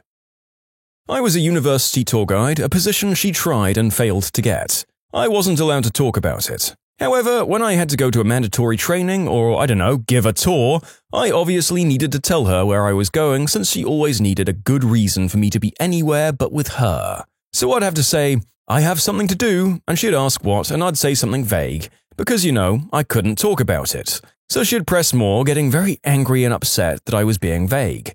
So I'd be less vague, and she'd get more upset. So I admit that it was for training for my job, and then she gets furious that I talked about it and taunted that she didn't have the job. Led to quite a lot of shouting and crying in the library. Holy crap! Talk about a catch-22. What a lunatic. It was the worst, especially with this detail. I tried out for tour guide in my freshman year and I made the first 2 cuts, but not the final one. Her and I started dating sophomore year and I went back for it and suddenly she was all interested in being a tour guide too. So this time I managed to get the job and she does like I did and made the first 2 cuts but not the final. When she found out that she didn't make it, she didn't talk to anyone for about 2 days. And from that point on, she'd always go on about how I couldn't imagine what it feels like to not make the cut. Blah, blah, blah. B-word, the same thing happened to me. You can submit your own stories to be featured here on the channel. The story submission link is in the description below. And if you want to listen to some vibey music in the background, check out Easy Mode, also linked below, and subscribe.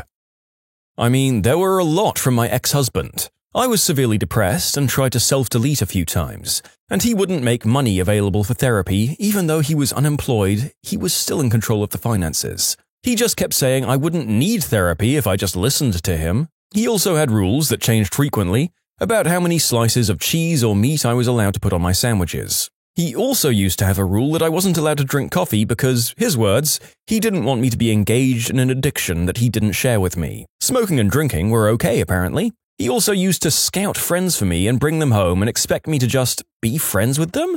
And if it didn't click for either of us, he would yell at me for screwing up. I wasn't allowed to write anything like stories or poetry and then refuse to let him read it. And I wasn't allowed to listen to any of my favorite music. If I put on any of my favorite music on my iPod, he would take my iPod at night and replace it with music he approved of. After we divorced, I learned he actually liked some of the same bands I did but refused to let me listen because he didn't want me to have my own thing. He felt that drove me away from him. Again, his words. I wasn't allowed to wear any clothes that made my chest look weird, which seemed to be an entirely arbitrary qualification that changed from day to day. I couldn't keep up and often had to throw out clothes that I really liked because they didn't meet his specific needs when it came to having to look at me. It's been 7 years since I left his sorry butt, and I'm still afraid of posting this, and that some of you are going to tell me how justified he was. He really had me believing that he was the king of the fricking universe and he was right about everything. I still have nightmares about everyone in my life turning on me and saying he actually was right all along. Oh, and I forgot the actual best part.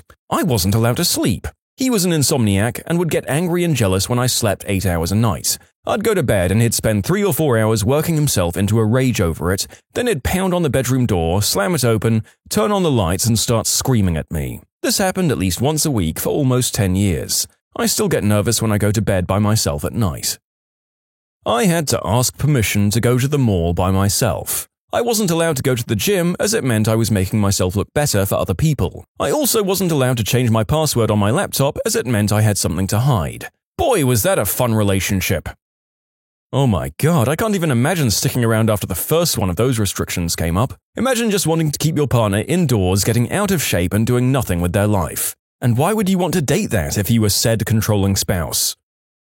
My ex got angry if we were in the car together and I looked outside the window at scenery. Apparently, I was checking out other guys. This also applied to other cars. I wasn't allowed to look out the window and compare his car to theirs because this was seen as a betrayal. In the shopping center or mall, I could only look at the floor because then I would be accused of checking out other guys. Again. There were many other things, but when I got into a new relationship, my new boyfriend was surprised when I asked, "Am I allowed to look out the window?" Looking confused, he said, "Of course, why wouldn't you?" I then realized how socially conditioned my ex made me, and I'm still trying to undo the damaging behaviors I learned. I love this because I can totally relate. My ex used to go freaking bonkers if there was a dish in the sink. It could have been a freaking spoon that he made dirty, and if I didn't clean it, he wouldn't speak to me, or he'd yell. A couple of weeks ago, I found some mold in the sink. My husband and I have a very long commute with only enough time left at the end of the day for a meal and a shower, so things don't get cleaned as often as they should, and I was afraid to tell him about the mold. I sheepishly said, I found some mold in the sink. His response? Yucky. What did I do? I squeezed him harder than I thought I could. He's the best thing that ever happened to me. I'm only including a small portion of what I experienced, but it was a living hell for the 2 years. I wasn't allowed to talk to my best friend about anything serious. It had to be him I spoke to. I couldn't wear floral print. When I didn't lose 30 kilos, I managed 10 in a month. He said I wasn't trying hard enough. He told me he wanted a break for a year, I should move on, focus on myself and find someone else. When he found out that I'd moved on, 4 months later, he showed up at my door and asked to talk, where he ran me into the ground. I've never been more upset before. I really felt like I'd done something wrong when I'd done everything he'd asked. Poster child of narcissistic personality disorder. Wait a minute, 10 kilos in 1 month, and he wanted you to lose 30? That translates to about 20 to 60 US pounds if I'm understanding it right. The maximum healthy weight that's normal for 1 month is about 10 pounds or 5 kgs.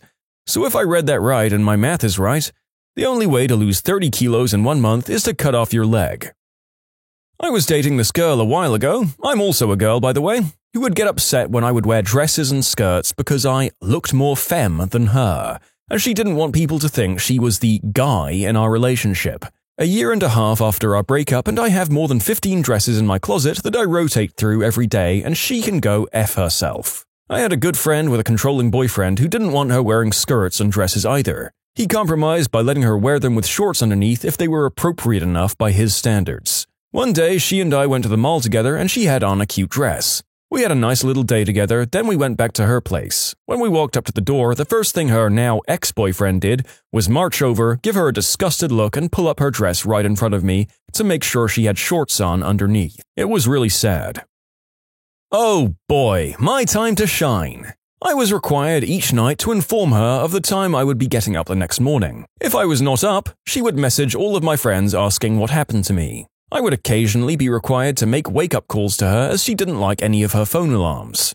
She forbid me from messaging my ex, who had recently come out as lesbian. She thought I would try to get her to come back to me. I was forbidden from voicing my opinion about a coworker of hers who she had been in a relationship with previously. I had to give an explanation and an apology if I ever stopped texting her for some reason. Some examples include brushing my teeth, eating, walking the dog, picking up friends or family members if they needed a ride somewhere. She was a non-stop texter even when she was driving. I wasn't allowed to be upset by this even though I made it clear that an ex-friend killed someone texting and driving. I wasn't allowed to make plans on the fly. Everything needed to be scheduled days in advance even with other friends. When I broke up with her, she threatened to have her sister and her sister's boyfriend beat the crap out of me to get me to stay. When I refused to give in and continued to try to break up with her, she threatened to self-delete. Anytime I spoke to a female friend of mine, I was under suspicion of being a cheater, and she demanded that I let her inspect my phone. She was not happy when she learned that I watched adult content and demanded to know the genre that I watched. She said she was in love with me after a month in and was upset when I didn't reciprocate. She threatened to go back to her coworker unless I declared my love for her then and there. She prank called me to break up with me on several occasions and then got mad at me for being teed off. Doing the same thing to her was forbidden. I lasted 2 months. I was a bit whipped, honestly. There's kind of a TV sitcom trope of the hilarious whipped boyfriend, and I have just realized how objectively horrifying some of those relationships would be if focused on for any amount of time. 2 months of this sounds like hell. The most ridiculous demand? Probably that I couldn't sleep until she did because she wanted to talk to me, despite me normally going to sleep before 12 and her frequently staying up till 3 or 4 a.m. If I insisted on going to sleep, she would get mad. If I then caved and told her, okay, I'll talk to you, she would keep on hammering about the fact that I would go to sleep without talking to her. There were many, many other ridiculous demands and reasons she got angry, but that one stood out. Fortunately, she's an ex now. My first girlfriend had a huge body issue about the size of her chest. They were small and perky and I liked them, plus she had an hourglass figure and a wonderful butt. Anyway, she'd freak out if we watched a movie together and there was a busty girl on the screen. She'd often even physically cover my eyes with her hand, even in a movie theater. If we were walking on the street and a busty girl walked past, she'd be staring at me with a death glare to see if I even glanced towards her. Her little sister had a larger bust than her, so she was constantly insanely paranoid that I was secretly lusting after her 14-year-old sister. It was just a trip to the Twilight Zone. This was like 15 years ago, so I don't remember all the details anymore. I think at some point, when we were just flirting and not together yet, she asked what kind of girls I liked, and I said something about curves. Perhaps that somehow triggered her insane uncertainty, but I didn't even mean bust size with it. You know, all curves. I explained that to her several times later on, but she insisted I was lying in an attempt to cover my tracks. She demanded I never tickle my pickle ever. This is despite us hardly seeing each other, so the opportunity to release was minuscule. But hey, I was under the thumb. It did give me my first and only wet dream, though. Well, you're asking about ridiculous. He demanded that I should answer him any time he calls, even if I was asleep. Not call him back when I wake up. Also, I had a set of 10 rings on one finger, which he demanded to have the one I liked the most, and was like, "Do you prefer material things over me?" That I not wear shorts around males even during summer when I was playing sports, because he didn't want guys looking at my butt and having thoughts about me. Meanwhile, he changed his Facebook profile picture to one of him standing in a boat, facing away from the camera, fully in the buck to show off his butt tattoo. His reason was, "Yeah, but I'm a guy, so it's different. I've never had such a wonderfully relieving breakup." Can you pinpoint the moment that killed your passion for your job? It was a 3-day weekend, Saturday, Sunday, Monday, and I was already scheduled to work Sunday and Monday. On Saturday, I got a call from work. They needed my telephonic help with something. That didn't require me to go in, so I handled it from home and it took me about 30 minutes. I added 30 minutes to my time card for the work on Saturday, you know, my only day off, and on Tuesday, after his 3-day weekend, my boss tells me the Saturday overtime, 30 minutes, was disapproved because I didn't actually come in. So I just stopped answering my company-paid cell phone outside of work hours. I started working for Radio Shack as a Christmas employee in 1989. When the holiday months were over, they offered me a full-time job and I took it. For the first 4 or 5 months, it was great and I enjoyed coming to work. Then the manager got fired and a new manager took over. At first, he was okay, and we got along decently, especially since they'd announced that they were going to move the store to a newly built strip mall where we should see a nice uptick in business. Great! The week of the move, I put in a lot of overtime helping to get the new store set up, putting up shelves, arranging displays, among other things. The weekend we moved, the district manager screwed us. He said he was going to rent a big U-Haul truck and get 15 to 20 people to help us. He did nothing and got nobody, so we were on our own. I worked 36 hours straight, went home for 6 hours sleep, then came back and worked another 12 getting everything moved and set up. The district manager didn't thank me for putting in all those hours and helping. He complained that it took so long to do it and said we were weak. When I went to turn in my time card, my manager didn't want to pay me for all the overtime. He and the district manager tried to convince me to volunteer those hours. When I demanded to be paid, they told me that they might have to let me go because my hours are throwing the store payroll out of whack. I told them that if they wanted to fire me for asking to be paid for the hours I worked, it was fine with me so long as they paid me. After a couple of days of arguing, they agreed to pay me. From that moment on, I didn't give a crap. I started to realize that they didn't care about me and I was just there to collect my check. My moment was when the owners and GM looked at my prostate cancer as a major inconvenience for them. They complained about me being out for surgery and I'd been out less than 2 weeks. I was back after 2 weeks wearing a fricking diaper because I was afraid of losing my job because of my illness. Then they expected me to be concerned whether they made a profit. Yeah, that's likely. My dad went through the same thing. He had prostate cancer and used his vacation time for the surgery. The surgery was in the middle of June, and since he worked in a photography lab where all the photos needed to be developed for weddings, there were a lot of them in that summer. His boss was mad that he didn't postpone the surgery until summer was over. His boss wanted him to delay surgery on a cancer that was already pretty developed so that she didn't have to work as hard. I was a little kid at the time that gave no Fs, but now it makes me mad thinking about it. I'm going to assume that these cases come from a certain United States of a major continent. Try getting away with this in the UK or Europe. My previous job. The owner of the company let go of a secretary due to hard times. It's sad but understandable. He then fired her husband who worked the night shift cleaning crew because I didn't want any retaliation. He took away both sources of income from this family at the height of the recession for no reason other than paranoia. The owner would say, "We're family here." Sure. I frickin' hate that "we're family" bullcrap. We're only family until it becomes even slightly inconvenient. Used to work at a builder's merchant, running the outdoor yard of the place entirely by myself. We should be at least 2 people, 3 people is ideal. Put up with a lot of crap, such as not one single staff bothering to help when it got busy. And it got busy a lot. And being a doormat by working 9 hours straight with no lunch breaks for weeks on end because of lack of staff. Pretty exhausting considering it's manual labor and all outdoors. The bit that got too far was when a health and safety officer showed up one day and decided to write me up for gross negligence of rules even though I was doing exactly what the company told me to do, which then led to me almost losing my job and being on final warning for 6 months. Bear in mind that I'd never had a single warning before, so this was bollocks. Crap like that makes you realize that you're nothing but a freaking number to these companies and actually going way above what you should be doing for a crap job, which is a complete waste of time. If you'd requested lunch breaks and were denied, that's when you call an attorney. You allowed that to happen. An attorney would have told you exactly what to do for a payday and start looking for a new job ASAP. When I was told to peel the remanufactured sticker off the back of the new instruments we were installing for a customer. Worked in big box retail, managed the credit and memberships being sold. Our store had not been in the green in over 7 years. Not only did I take us from the red to the green in 7 months, but had us go from number 26 in our market to number 3. I wasn't given a bonus because I'd only been in my position for 7 months, while cashiers who'd just been there 6 months or fewer did receive a share. Brought it up to the GM and she said it was just how it worked. Not only that, but she expected more out of me and number 3 should not satisfy me. I got up, walked out of the office, and right out of the front door. They called and texted me for 2 weeks straight. Even offered me a promotion to lead a higher department. I declined politely. I now manage a store and make almost double what I did there. Thanks for the motivation to move on, old job.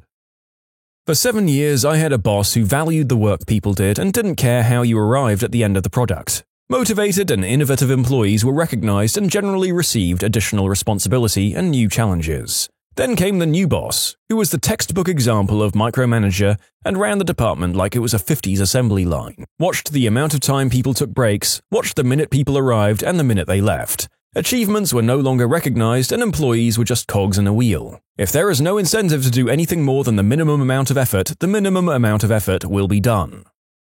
Was told they'd be hiring someone full-time with higher pay to do my exact same job and I would no longer be qualified. New me apparently wasn't as good as I was. The boss said she forgot how much was involved with the job.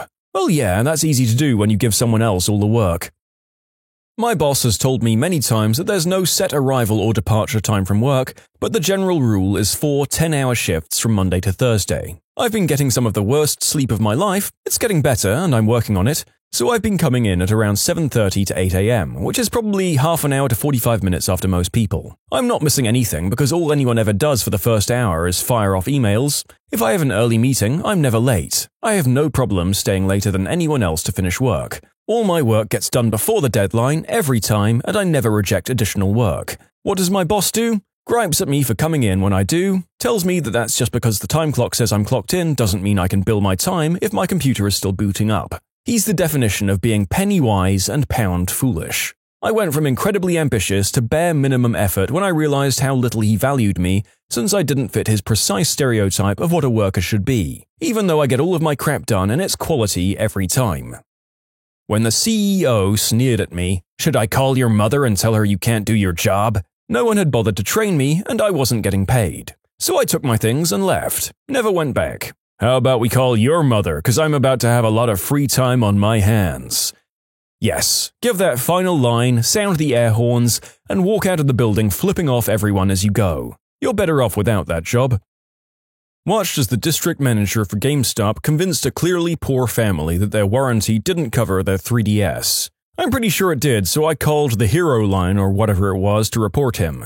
I got fired 2 months later by him the day before my benefits kicked in. See you in hell, motherfricker. God, I hate reading this. I worked for EB Games in Canada for a bit over a year and the assistant manager did crap like this all the time. Not recognizing warranty by twisting words and playing technicalities out. The district manager would also come in once a week and remind us that our priority was to sell Dre Beats and only Dre Beats. Our store was located in a very poor area and no one was going to spend upwards of $600 on a pair of crap headphones. That's rent for most people. And obviously, we failed every month to sell a stupid amount of said headphones. They wanted 10 sold a month and we never sold one. We'd get scolded and put down and promptly compared to a store a few kilometers west in a very wealthy area that would double the sales target. I quit when the assistant manager tried to trick an old lady into buying an entire system when she just wanted a gift card for her grandson. Scummy company. Well, my moment came today. Recently, the company I work for took away commission and replaced it with a bonus of a free pair of jeans from the store. The item gets taxed as well, which is fine. Today we found out we get an item up to $200. The company is American and my store is in Canada. Our dollar is crap, so the prices of the clothes in my store are a lot higher now than before. In the States, that $200 gets you pretty much anything save for 2 or 3 styles of jeans and outerwear. In my store, not a single pair of jeans falls into that category. So I contact the DM and ask if we could get the American price, which would mean we essentially get our free pair of jeans. Nope, it's $200 company-wide for fairness. So I asked if I didn't take my pair of jeans if I would still get taxed. Regardless of if I take the jeans or not, I get taxed on the $200. So they took away my commission, replaced it with a bonus structure I can't use, and get taxed on it anyways. When the new guy who relies on me to do his job got promoted. You made the mistake of being indispensable. If you can't be replaced, you can't be promoted. Once I realized that no matter what I did for the company, nothing changed. When I got told that my colleague and I already got paid too much when we asked for a little extra. We're currently paid minimum wage. I had issues transferring store with an old company because they thought I was getting paid too much. Apparently $1 over minimum wage is enough to choose hiring new, untrained employees over someone who could jump in right away and work efficiently. Retail is stupid.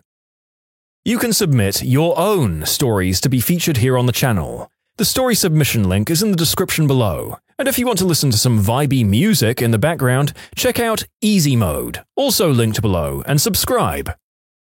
I was the general manager of a small chain of retail stores. My boss closed all but one store and let every employee go except for me. Normally we had 4 employees, not including a manager, working at each store. They weren't doing well and we had to cut down on costs, so I understood, buckled down, and ran an entire store by myself. Not only did he never come up to the only store he owned to check on things, but I wasn't allowed to shut down and leave for lunch breaks, and was too busy to eat there. Then he and his wife started going on these 2-week vacations almost every month. She doesn't work, by the way. He came back once and told me he had to cut my pay and needed me to take over purchase orders and do inventory on the entire store every Wednesday. That was it for me. I started sending people to a similar store down the road and found a new job.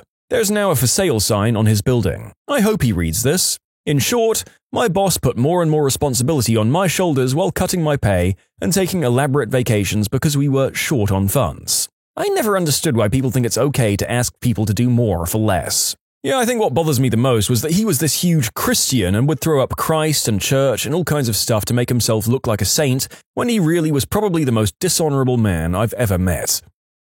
When they did layoffs, during the recession, so I understand, but laid off the people who cared about their job and worked their butts off and kept the people for whom it was like pulling teeth to get them to do anything. Well, that, and also when I was interviewing for a promotion and the interview was 15 minutes of them telling me how much they loved my work and how perfect I would be for that position, and then ended with, "And we're giving it to the VP's daughter."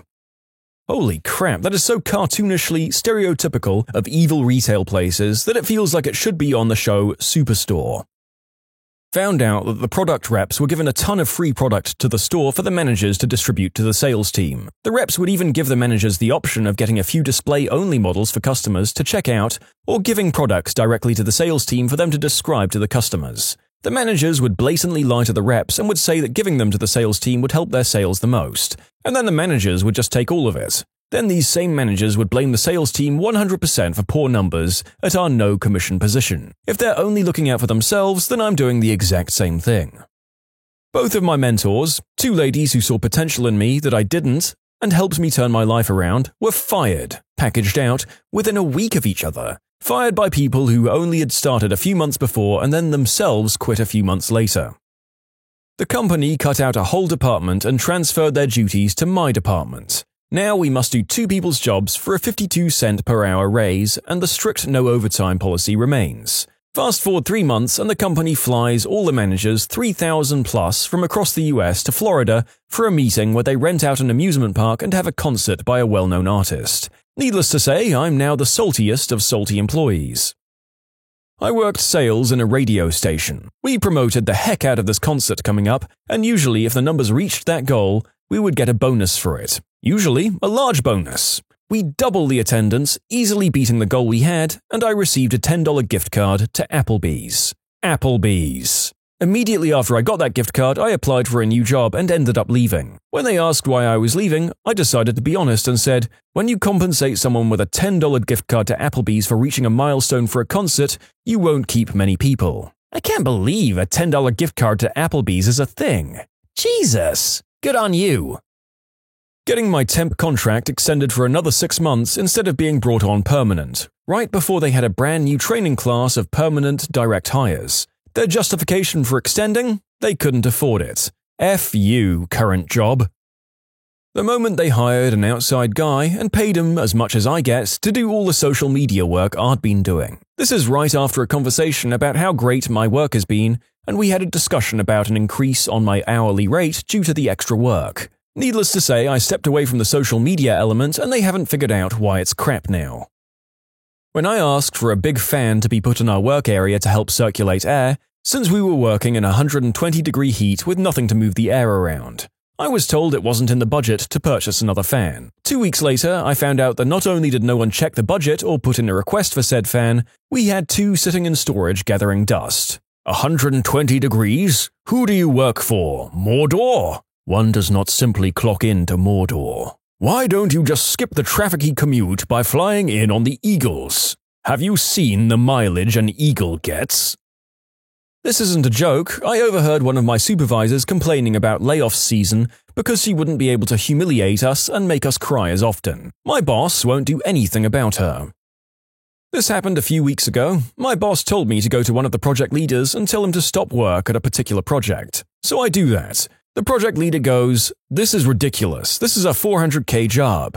To which I was like, "Mark told me to tell you. Don't shoot the messenger." So the project leader talks to the operation manager. The operations manager comes up to me while my boss is in the room, goes like, "John, did you tell the project leader to stop work at a particular project?" I say, "Yes, I did." "Why?" "Because Mark told me to." The operation manager turns to my boss, goes like, "Mark, did you tell John to tell the other project leader to stop work at this job site?" My boss says, "No, I did not." There were 3 other people in the room when my boss originally told me to do this, and those same 3 people were also in the room at that moment. No one spoke up. Ugh. Most spineless jellyfish bosses would normally just stammer and try to put it down to a misunderstanding, not outright deny giving the order in the first place. Nuts. When I watched every position above me in my department stay open for a year and my boss's boss wouldn't even interview one of us for any of them. Not one. All while complaining that he can't find candidates despite 3 of us applying for everything. It got to the point where one of us did get promoted. He got promoted by another supervisor that doesn't even work for our department. In fact, he filled every position himself and more or less told our boss to sign the offers. I was promoted to manager and was given no training. Oh, we had a company-wide useless leadership training, but no specific job description or anything. I asked my boss several times, but he was very flaky and vague. So I did what I thought was needed and did a ton of behind-the-scenes work to ensure that our team was running smoothly. Worked with our remote team, implemented and improved our internal processes, and dealt with any personal issues affecting team members. I gave them guidance on their careers when they asked, met with team members weekly to assess how they were doing. I met with my boss for my annual review about a year later and he said I was doing a fantastic job and to keep it up. My boss then avoided me for 4 months. Other direct reports said he was doing the same to them. At our first one-on-one after my review, 4 wordless months later, he said, "You're not really acting like a manager. I'm going to make you an individual contributor." When I pressed him for specifics, he refused to give any. He was careful not to tell me I was doing a bad job, but just kept saying I wasn't doing what he expected of me. Which, remember, he refused to tell me what he expected or me as well. This was the meeting where I said, F this. At a grocery store. When for 2.5 years I warned that someone was going to slip and fall on the faulty loading dock for the trucks because a drip in the ceiling wasn't being fixed by the company or the landlord who owned the building, the drip was landing on the loader, which kept breaking. I griped loud enough, and the solution was to send us pretty much a portable ramp. Since unloading the trucks was a one-person job, having one person drag this ramp around was a hazard in itself. We just couldn't use it. So inevitably, someone slipped and fell on the old ramp. And only at that point, and some injury payout that was kept private, did they replace the faulty ramp that we had. Worked a 12-hour shift, then stayed on an extra hour because it was insanely busy. I received no thanks and was told by management to man up and stay on another hour. Needless to say, I didn't. Damn, sounds like you were in food service. It was a bar, close enough. Got hired as a technical writer, a job I'd been aiming to get for several years. As it happened, the team I joined was a little bit of a rogue element in the company. They had a lot of their own branding, used different chat clients, had a very different outlook on what our company could or should be doing. Most technical writers usually do online help stuff, but I and my two closest colleagues did tons of non-traditional tech writer stuff. Helped with advertising, user interface copy, wrote and disseminated newsletters for releases and patches. I built and maintained a very popular internal document repository and lots of other cool stuff that I loved doing. Someone I met at the company once told me that enjoying the work that others hate is the best job security, and she was right. I love figuring out how to organize documents, designing templates for Word and InDesign, making cool GIFs to show off how new product features work, and writing directly to customers. About a year and a half goes by, and the manager of the company's tech writing team pulls a bunch of strings and absorbs us into his much larger team. I'm officially cut off from my beloved smaller team, directed to never waste time on internal things like the document repository, and told that newsletters are marketing's job and that online help we'd built over the last year had to be redone in his team's methodology. He wasn't wrong, and a lot of what I did was usually what tech writers do, but gosh darn if it didn't kill the love I had for my job. He flat out told me during our first conversation that his goal was to make my job as boring as possible, and that I would always know what each week would bring. He was right about that, too. What's the worst way you've been rejected after asking someone out? Asked a girl to a dance in high school. She said, "What if I have a boyfriend by then?" I had a crush on this boy, and as a girl in middle school, you're not supposed to ask the guy out. But all of his friends said, "Do it, he'll say yes." So I went up to him in the lunchroom in front of everyone, and he stood there smiling, waiting for it. Then, when I asked, he said, "No, are you kidding me?" Laughed and walked away. It was all set up as a funny joke, and everyone was laughing. Imagine a stupid, cheap movie with those mean high school kids. That's exactly how it went down. Really embarrassing. She said, "What? I've been telling people you were my gay friend." I asked this girl out. She started to cry and told me I looked just like her brother that had died in Iraq, and then she showed me a photo of him. Did he look like you? Yeah, he looked like me. It was sort of creepy. When I was about 14, I asked a girl to go out with me. Here's what she said. "But you know you're ugly, don't you?" I mean, you don't have to say that. You can just say no. Why do you add more? That's just cruel. That crap really hurts when you're a teen. That should have been when you replied, "Yeah, that's why I'm asking you." This was back as a freshman in high school, but a popular guy kept asking me out, making a show of it before class started. Eventually, I said yes. He gave me a pitiful look and said, "You know I was just kidding, right?" If you responded seriously in any way, "Yes, no, I have a boyfriend, I don't want to date anyone, whatever," it was... Did you think I was serious? If you made a joke, they'd play all wounded and hurt and keep playing that they were serious and that you needed to give them a real answer. If you ignored them, it turned into a big game to make you respond. These people suck. I hated all of this BS. It carries all through high school. Near the end of my senior year, I really liked this chick who was into acting, singing, and all the theatrical stuff. Anyway, I thought she was gorgeous. I flirted, made passes, and tried to ask her out, but she would always avoid me. You can actually typecast me as a jock in high school. I played all sports, but didn't have the jock personality. I actually despised those D-bags. Well, I wrote her a note asking her to meet up and whatnot. She declined, so I stopped bugging her. I ran into her many years later in our hometown over the holidays and asked her why she rejected me. Turns out she thought it was all an elaborate prank. Damn kids. Well, the sad part is that after the story that led into this answer, this girl might have been somewhat justified. Sucks to be everyone. Oh lord, mine said, "Oh my god, you're too early." You see, I really want to go out with Paul, and I decided that if he hadn't asked me out by next Friday, then I would settle for you. So could you please ask me next Saturday? Because then I'll know if I have to or not. This was not junior high or high school. I was 32 and she was 30. Both of us were divorced with children. Just to let anyone who asks know, I didn't ask her out again the following Saturday. The other guy never asked her out either. I continued to run into her for a few years after this incident, and she became a complete train wreck. I definitely dodged a bullet, but I've always felt sorry for her kids. Oh my god, she's raising future people?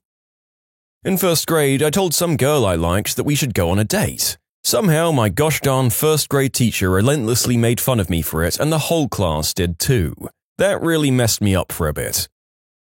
I asked a friend to a movie or something when I was 18. She laughed, didn't reply, just laughed. Later, she asked a mutual friend to tell me there was no chance. 2 weeks later, she was at my place asking me to be a date to a party that was coming up and totally into me. I was so confused. You might have really missed out on being pranked there. Good job.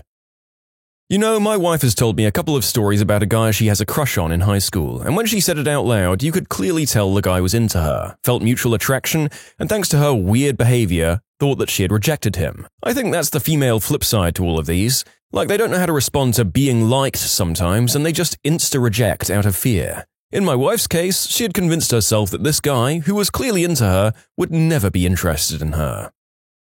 I stuttered multiple times while asking her out, and the only thing she said was, "Fail." Then she walked away.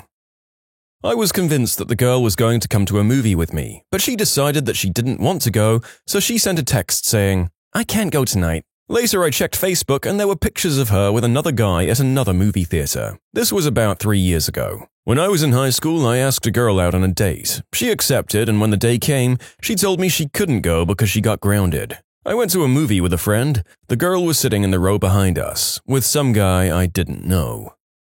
One time, back in the day of AOL Instant Messenger, this girl was talking to me for a few hours. We had been friends for a few years and I'd always liked her, but she didn't know that. Well, this night she was bugging me about who I liked and wanted to know so bad. Eventually, after probably an hour of deflecting the question, changing the subject, or straight up saying it's private, I said, "You." And she responds with, "Okay, well, I have to go now, bye." She ends up not talking to me for a year, and the only reason she did talk to me was because we were partnered up in a science class that next year. I also learned that around half the grade's girls were over at her house that night for a big sleepover. My school was small, and my grade probably had about 30 girls in it, and they all acted noticeably different around me. They wanted to find out who it was so they could embarrass me, as I was a large dude back then and people were making fun of big people. And when they found out it was her, well, I was apparently still the butt of the joke. Middle school was a lot of fun.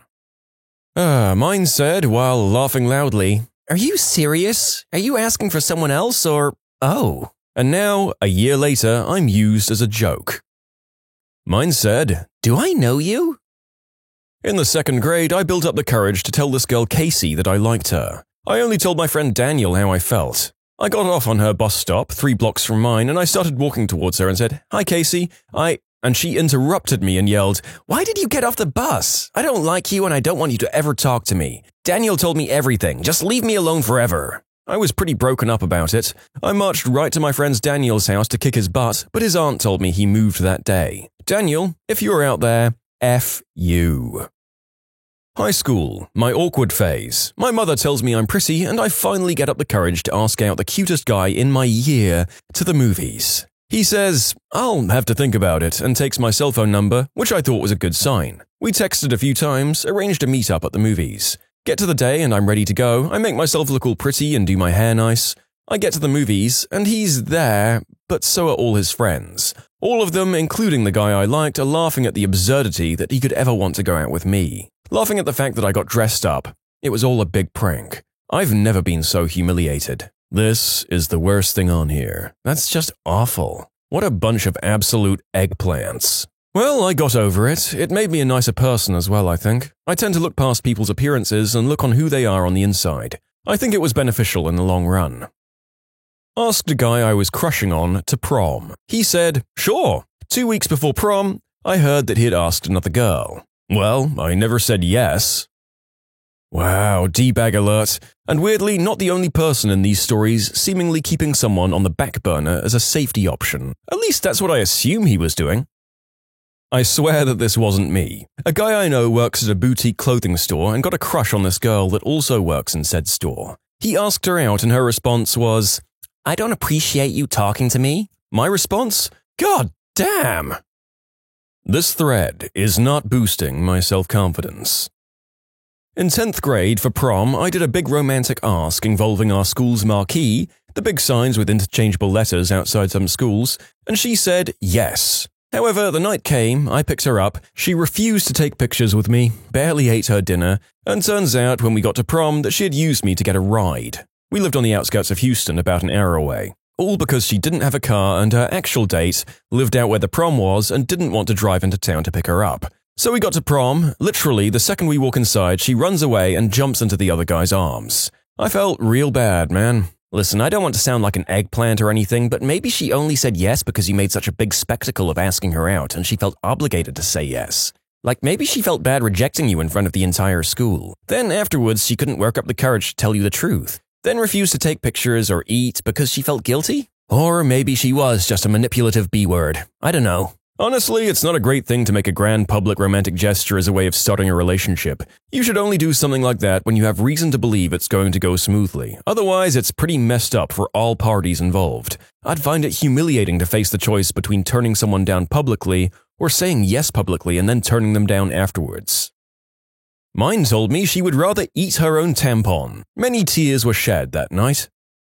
Met a girl on OkCupid, we did some chatting and some texting. We decided it's time to meet. I go to the spot and I see her. It's obviously her. She makes eye contact with me from about 20-ish feet away and just keeps on walking. I leave, delete her from my phone, and never heard from her again. I didn't have an OkCupid account for much longer either. What the heck? You planned to meet up, you knew what each other looked like, and she showed up and then walked by? That's cold. At least meet up, hang out, and then politely excuse yourself a bit after you've decided that you're completely uninterested. But walking by? What on earth? I know, right? What really got me is that I was actually thinner than my pics on the site. My logic was that if she had agreed to meet a 15-pound heavier me, she'd be impressed by the new me. I was pretty floored by it. At least have the common decency to let me down like an adult. I don't know if she was nervous or scared, but if she didn't want to eat dinner with me, I honestly didn't care to find out.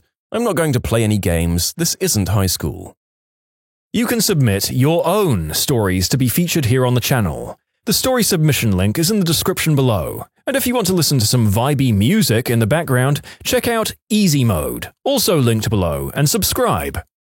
My friend made this girl a card with a poem in it for Valentine's Day, and he asked her out. She said no and laughed at him. It doesn't help that he misspelled beautiful and the poem went like, "Roses are red, violets are blue, you are beautiful." We refer to that day as the Valentine's Day Massacre.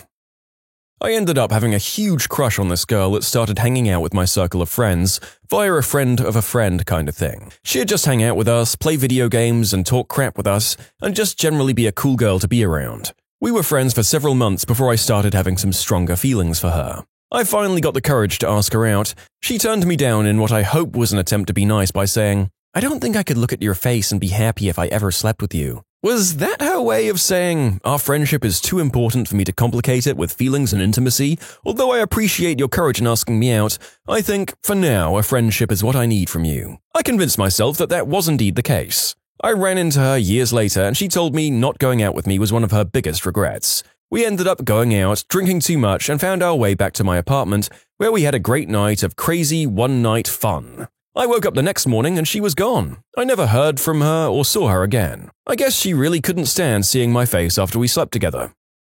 Back in high school, I had a girl say something to the effect of, "Oh God, not another one," after she found out I liked her. I'm sorry about that, and I know it must have been hard, but you have to understand that sometimes this is also really hard for the girl. I don't know her and you didn't specify her tone, but not knowing which of your friends really like you and which ones only want to hook up because you're hot is depressing and annoying after the initial ego boost. My friend had that, not me. I wish. I was the awkward one. 12th grade prom, I finally got up the nerve to ask the girl I was dreaming about for like the last 4 years. She said yes to my astonishment, but says sadly she or her family didn't have the money for a dress.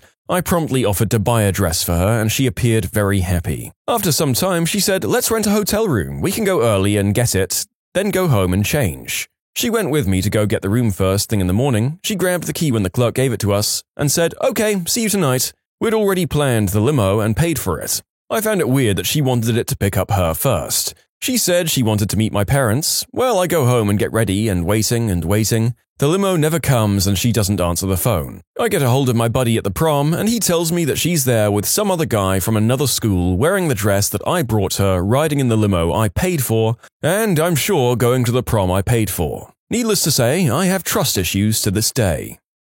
A friend of mine asked a girl to dance one night at the club. Her response was, "No thanks, I've only had one drink." All my friends said you're too ugly for me to date. I think the worst part of this is that the lady or gentleman in question is either hiding behind their friends to avoid doing the hard work, or it's genuine and they haven't formed their own opinions. Ugh. Let me preface this by saying that I'm a guy. It was middle school and the last few days of 8th grade. After that, I would have gone off to high school. I wasn't really sure on whether or not I was gay or bi or whatever. All I know is that I had a really big crush on someone I've known since 5th grade. After a tormenting few days, I finally got the courage to write the most intricate, most delicate love letter that I'll probably ever write in my life. I don't think it was creepy. It was along the lines of, "I really like you. I know it's weird for a boy to say that to another boy, but it's the end of the year and I figured I'd throw caution to the wind. At the very least, I'd know that I tried instead of wondering what if." And I asked him out. I gave him this letter. I told him it was extremely personal. Instead of reading it right there, he took it home instead. Tomorrow was the last day. I couldn't have possibly been more stressed. I couldn't eat, I couldn't sleep. My heart was racing the entire night. Finally, the last day of school comes, and I'm sitting on the stairs reading Ender's Game, waiting for the day to start where he comes up to me. Now, since this is the lobby, pretty much the entire student body is crowded in here, waiting for the bell to ring so we can scatter to our homerooms. Right there, loudly, in front of everyone, he took something personal and made it into a public spectacle. I was shut down in front of the entire middle school, and at the same time, outed. I was shocked, mortified, and he didn't even do it nicely or privately. Until right then, he was the nicest guy I've ever known. I didn't cry. I don't think I could have with everyone so silent, watching me like they were. The bell finally broke the silence and everyone else shuffled off. Next year in high school, his friend was in my English class. I don't know how we started the arguing, but he started reciting something that sounded familiar. It was excerpts from the love letter. The guy I had a crush on worked up the courage of 1,000 suns to ask out. He had showed all of his friends. Wow, that was incredibly courageous of you. I rejected someone the worst possible way almost 20 years ago, and it still haunts me. Maybe he feels the same way now, if he was a nice guy before, and like me, he was the biggest little coward back then. The first time I ever had a crush on a boy, I invited him to dinner. I cooked it all on my own and everything. I waited 45 minutes before I finally just went to my room and cried. I was 13. Just remember, guys, it is so much better to ask and hear a no than it is to keep pondering over if you should have made a move. You miss 100% of the shots you don't take. Wayne Gretzky. I mean, that's also a quote from John Wilkes Booth. I'll be leaving now.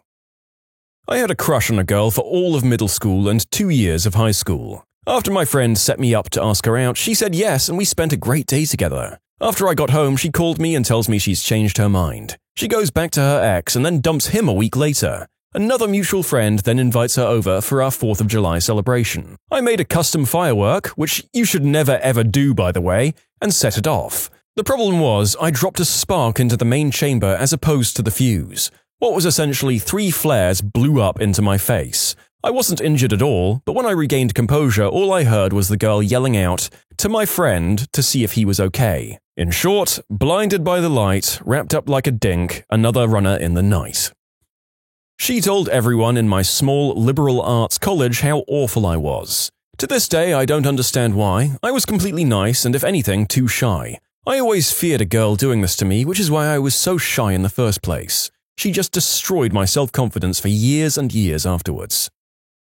I think ignoring me. That's got to be the worst because it makes you think about trying again. Maybe they didn't hear me. All sorts of possibilities fly through your head. I just want something concrete like, sorry, you're not attractive. Laughter. The laughing is definitely the worst. People really undermine the whole process by saying the worst thing that could happen is she says no. A girl and I were friends in high school and hung out a lot. I liked her but was too shy to ask her out. I was popular and a jock, but overweight and had serious self-esteem issues.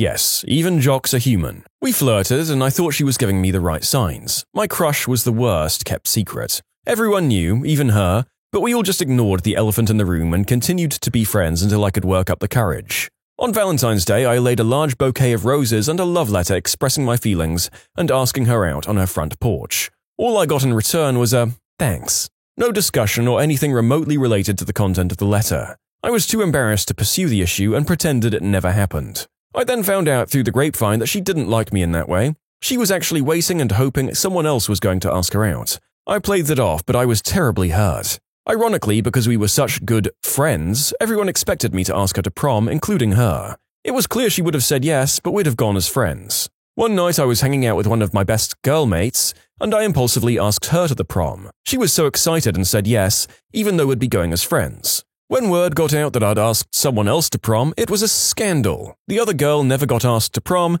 and I had a fantastic night with my group of friends. She said yes, but the next day I saw her with another man on the playground. Oh, the woes in the life of a first grader. Just for the guys out there, I want you to know that throughout my life, plenty of guys have asked me out for which there was definitely nothing wrong with them. In fact, I was attached to them and would definitely have said yes had I not had a boyfriend already. Sometimes no just means poor timing. Keep that in mind. I got her number when I asked her initially, bragged about it to my friends, and then when I called later, she responded along the lines of, "Ew, wish you'd just said no from the start so I wouldn't have bragged." I'm into taller guys. That crap affects my confidence on a daily basis. I really do hate being a short guy. After a few weeks of hanging out, I finally asked. He said, "Sure, we can go out sometime, but you know I'm gay, right?" I was so shocked all I could do was say, "No. No, I did not know that." In elementary school, all of the girls in my class had a crush on the same boy. A bunch of us got together and wrote all of our names on a paper which read, "Circle the girl you liked most." He replied with, "I hate all of you." Theme park employees, please share your juiciest horror stories. I worked on a major roller coaster many years ago. Two preteen boys rode in the front seat and were screaming down the first hill. The ride takes a sharp turn there, and one of the kids managed to have his teeth hit the other kid's forehead. They rode for the next 2.5 minutes, screaming and bleeding as only a head injury can. Came back into the station looking like everyone in the first section had been in a war. A ride they will always remember. That must have made for an amazing souvenir photo. One time, a bird dive-bombed into the funnel cake frying oil and exploded. We had to fish it out.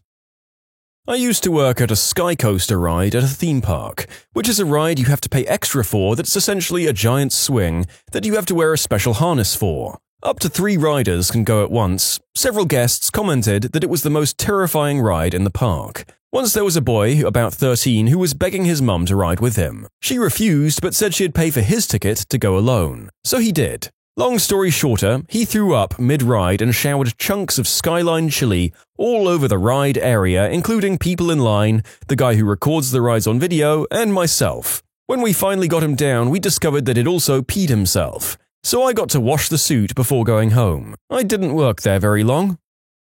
I worked in a water park in a dual park single entrance location of a very common chain of theme parks for about a decade during high school and college. The frequency of adults crapping themselves or pooping in the pool was revolting. 2 stories of note. I was working for a party for the employees and their guests after normal park hours one night, when a fellow supervisor and I noticed some poopy prints meandering down the sidewalk. One employee followed the trail toward the bathrooms, hoping to find a child running frantically to make it. I followed the trail in the other direction, away from the bathroom, praying that I didn't find anything but the end of the trail. I make it about 15 drips down the path heading away from the bathroom towards the lazy river and look up only to see a gigantic woman built like a house wearing a floral one-piece. She has a giant brown stain on her butt and just streams of liquid chocolate running down both legs. She was just strolling along, not a care in the world. I had to spend hours scrubbing the poopy off a textured concrete surface because some huge lady must have gambled on a toot and couldn't care less that she had buckets of brown stuff piling up in her bathing suit. Another time, a kid was floating around the river and just dropped trow and let her rip. It was one massive, and I mean gigantic, poopy. We had to chase it around the current and scoop it out. It was larger than any baked potato I've ever seen and was girthier than my clenched fist, and weighed about as much as a Chipotle burrito. Long story short, never swim in a water park. If a public pool is roped off for maintenance, in my experience it's 80-20 because someone crapped in it and the pool techs needed to shock the pool with chlorine because of cryptosporidium concerns. God, the amount of times the local pool I swam in as a kid got temporarily shut down because of a poopy, and the amount of times that I just jumped back in 10 minutes later after the all clear is making me feel gross. Still, every natural body of water is filled with number 1 and 2, so I guess you just can't win.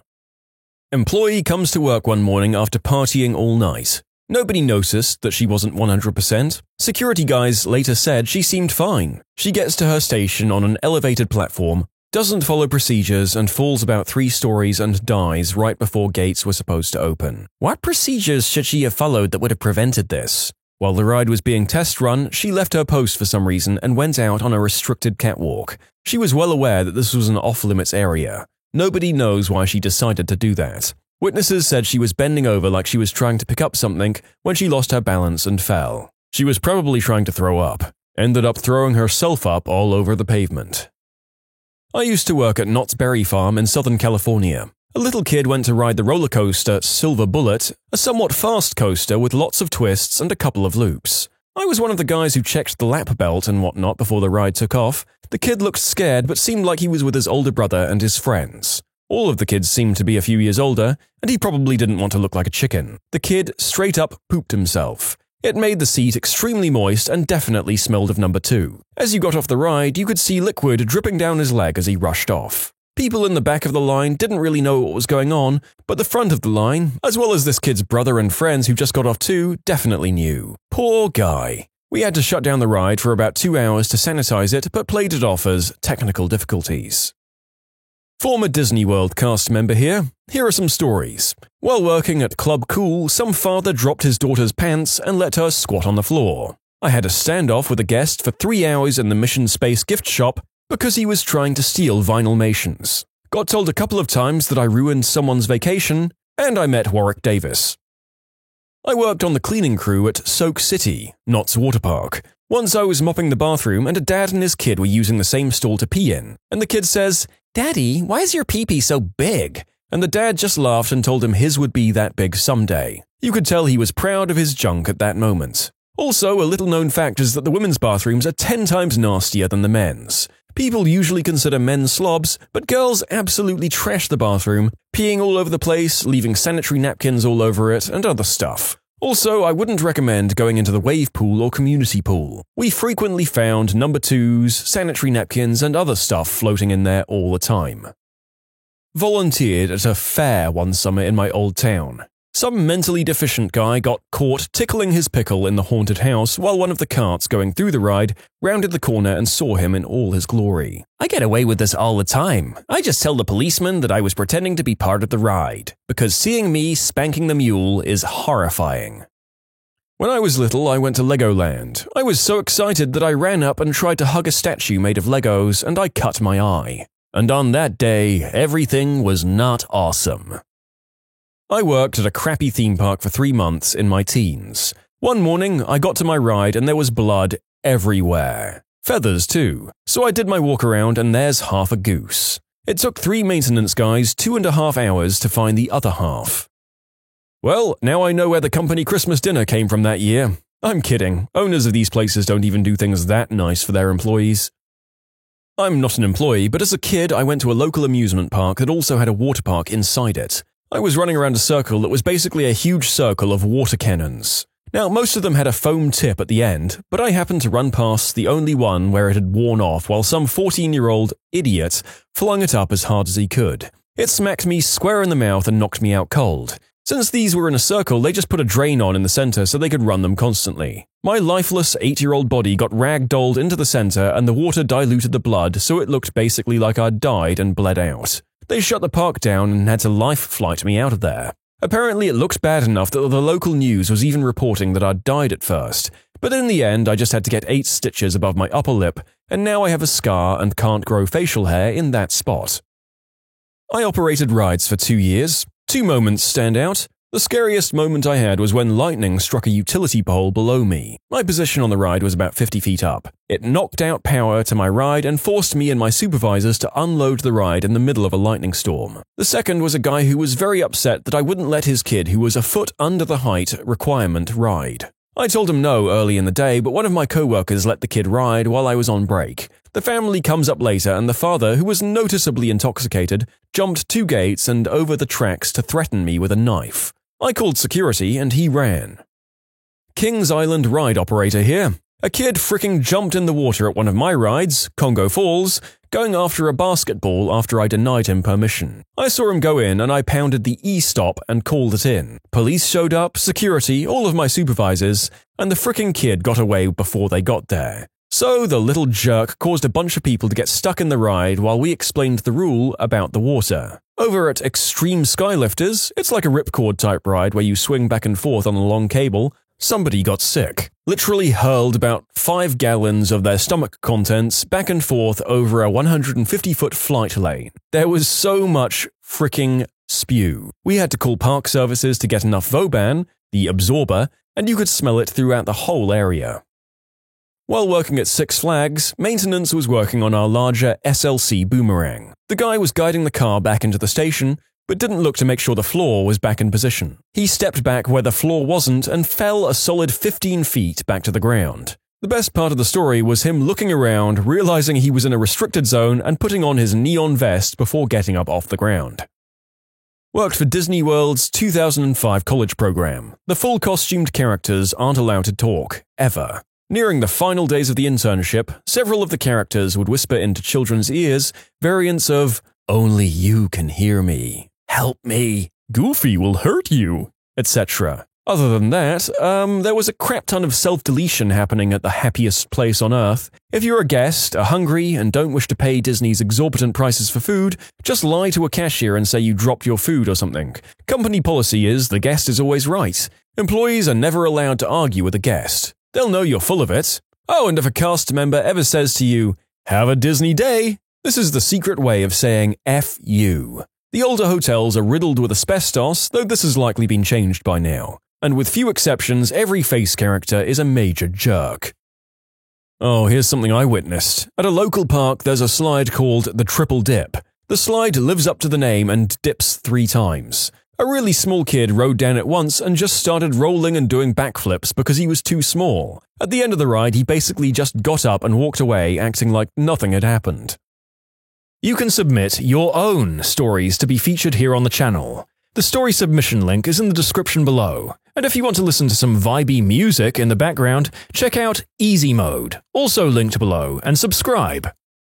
I work in the games department at a major amusement park. I'm in upper management, so I've been around a while. A horror story, I was walking around the park, we call it taking a lap, and checking on all the different area supervisors to make sure they're all set. I get into the children's area and see a game that has about 10 guests waiting to play, but no associate working. So I hop in and start helping guests. After about 10 minutes, they all leave. So I'm teed off because there should be someone working the game, but there isn't. I call the supervisor and prepare to chew them out. He tells me that there should be 2 associates working there at the moment. So I start looking around, knowing that they're in trouble now. Eventually, I climb the ladder to the attic where we keep the stock for the game. I found the 2 associates. The guy was mid-thrust when I blurted out, "What the actual frick?" The 2 were doing the deed in the attic of a game in the children's area. I immediately called security and fired them both. Then I had the supervisor spend the rest of his shift working that game. I worked at an aquarium once. One day this man came in with his infant son and started holding him over the shark tank and pretending to throw him in like an idiot. Surprise, surprise, he then drops the kid in the fricking tank. The kid smacks his head on a rock and starts bleeding in this huge tank filled with sharks. A few people quickly jumped in and saved the kid from being eaten. Goes to show that some people should have just been a stain on the sheets. I worked a roller coaster park, and whenever people would complain that they were lost or had to go to the bathroom, I'd get them on the path to the really expensive bathrooms. I miss playing Roller Coaster Tycoon. Free soda, $10 bathrooms. You monster. My brother and dad were always pulling that crap, charging out the wazoo for bathrooms and maps, drowning unhappy guests, removing footpaths to trap and confuse, making coasters fly off the tracks. I love that game. The narrator is just glad that some people are as evil as he was when he played that game as a kid. But I will say that I wasn't even doing it to win. It just made me feel powerful and brought me joy. Back when I worked at a relatively large East Coast theme park, we had what many called the craziest shutdown anyone had ever seen or heard about. The ride I was working was a dark ride, a motion simulator that followed a track and had 3D projection seats. I was closing in the control room that night where we would dispatch ride vehicles, RVs, and monitor ride cameras and ride control screens. Over the headset, I heard that an intoxicated male couple was coming up to ride. Okay, fair enough. As they were getting on, they were acting slightly belligerent, so I was informed to watch them through the ride by the loader. In scene 1, the ride has 11 scenes, they began to make out. Fair enough, it happens all the time. I was narrating it over the headset since it was a slow night and we were all shooting the crap. In scene 3, I saw their hand moving due south, and the next thing I know is that they're standing up in the RV. At this point, I depress the emergency stop and all the ride lights come up with the RVs stopping in place. I then call the ride down, explaining the e-stop is due to a drunk couple standing up. Here's where it gets interesting. They decided to slip their way out of the lap bars and begin climbing out of the RV. I get on the mic telling them to please return to your sleigh. They're also called sleighs. Little did I know I selected all call on the touchscreen for the ride mic, and people down at the ride entrance and passers-by were randomly hearing me yelling, "Please return to your sleigh." I scan the monitor attempting to find them in the ride area and cannot for the life of me find them. At this point, the entrance host calls control to ask what the heck is going on. I explain and he busts out laughing. I hear my supervisor's keys jingling as she runs up to the exit platform as she's laughing from the call over the radio about a drunk male couple standing up and climbing out. Once she arrives, we do a ride evac so we can reset from the e-stop and walk to the track to find the culprits. After about 30 minutes, we can't find them and give up, and start cycling the ride again before going back up. We checked the control screen to see if there'd been any ride doors opened recently, and none had since that morning when maintenance was clearing the ride for operation. At close, we all had to fill out witness statements for security, and we all had a good laugh. The next morning, maintenance tells us they found 2 protection wrappers in scene 3, the scene that they escaped in. To this day, we have no idea where the heck they ended up. So in short, a drunk male couple escaped the ride, did the deed, and were never seen again.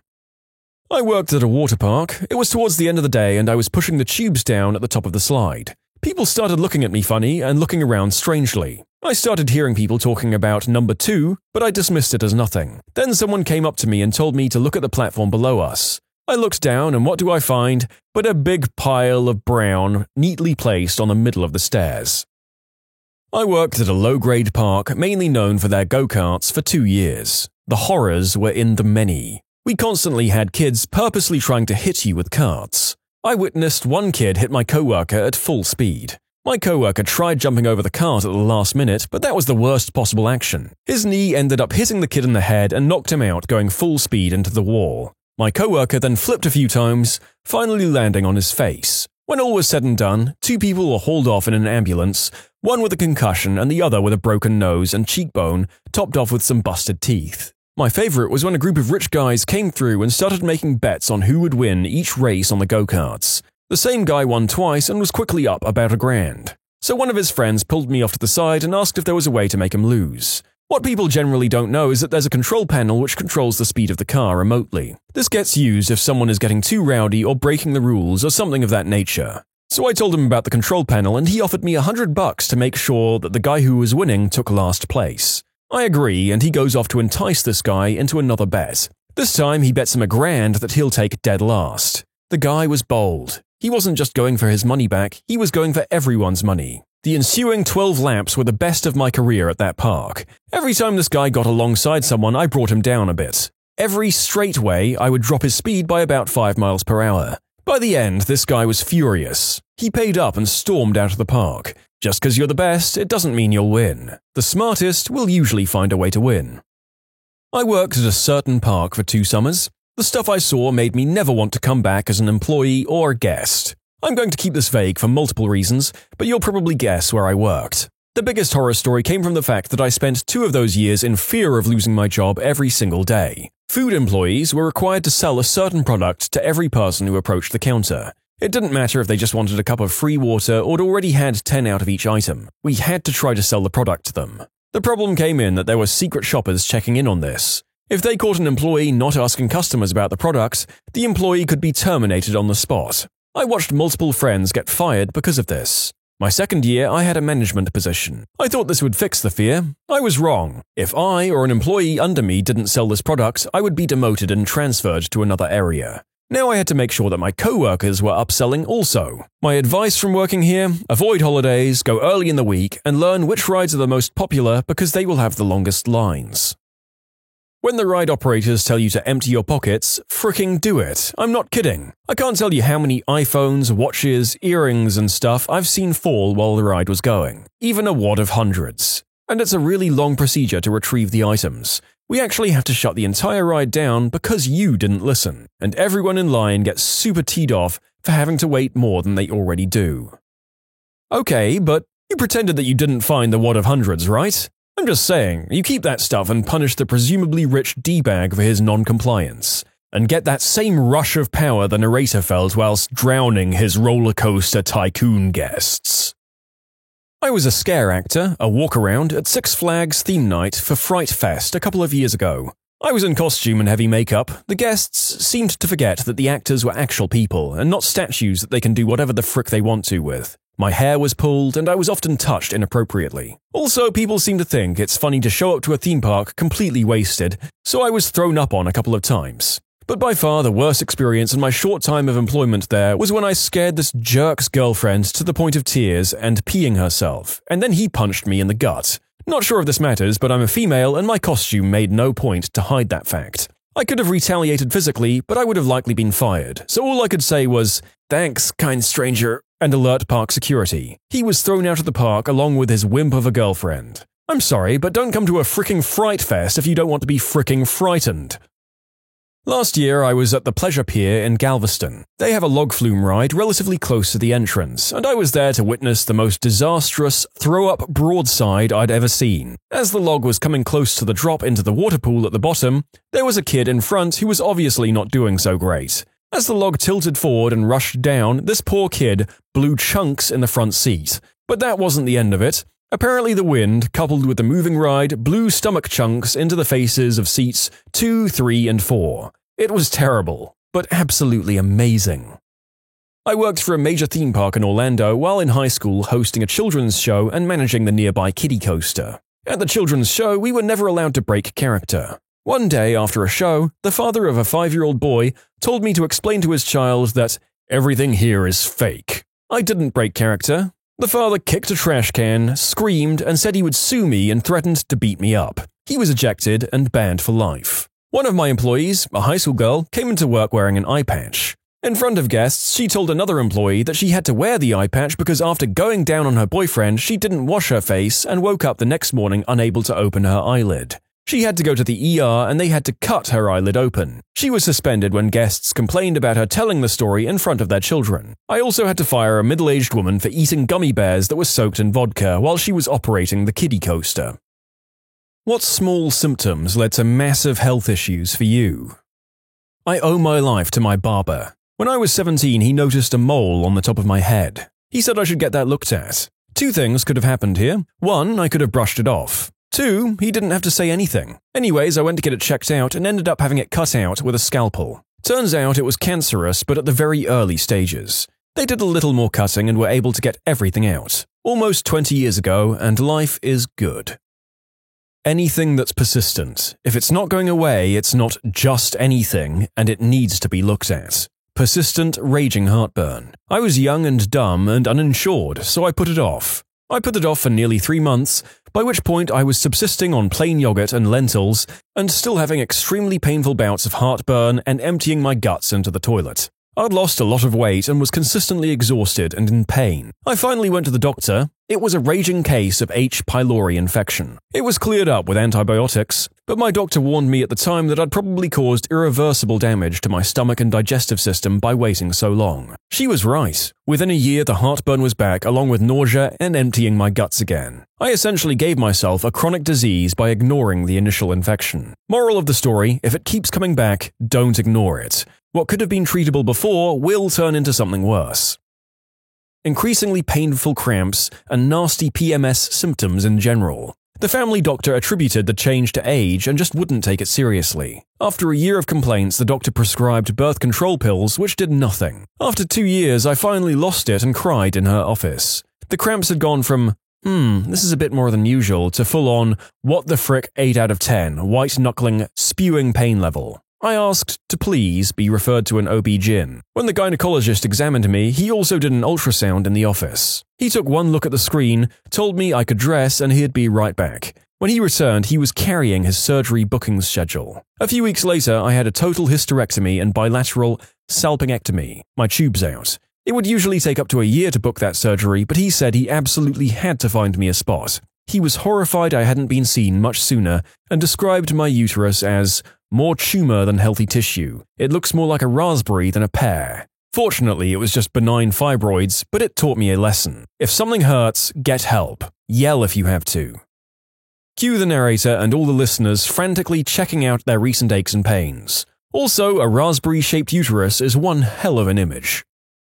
Just if anything suddenly changes without any reason, I think everyone should take the time to really know their own body. All your own little lumps and bumps and processes. Everyone is different, so you can never really rely fully on what experience someone else has had with an illness. If something starts being different with no obvious reason for it, get it checked. Better safe than sorry. I realized this when I was 18, a seemingly healthy 18-year-old woman, and one day, my periods just stopped. I thought nothing of it because, no periods equals yay! A year later, I had received a stage 4B cancer diagnosis. In my particular case, my periods stopping was the first physical symptom I'd had. Other, more obvious symptoms came much later, but it was extremely likely it would have been detected a lot faster if I'd gone to the doctor and investigated why the periods had stopped in the first place. I'm 11 years clear as of April the 10th.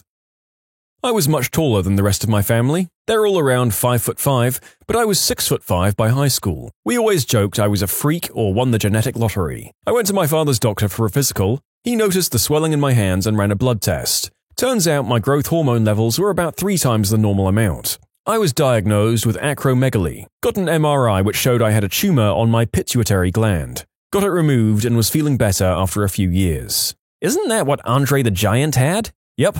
The biggest difference between acromegaly and gigantism is timing. His condition probably started at a very young age.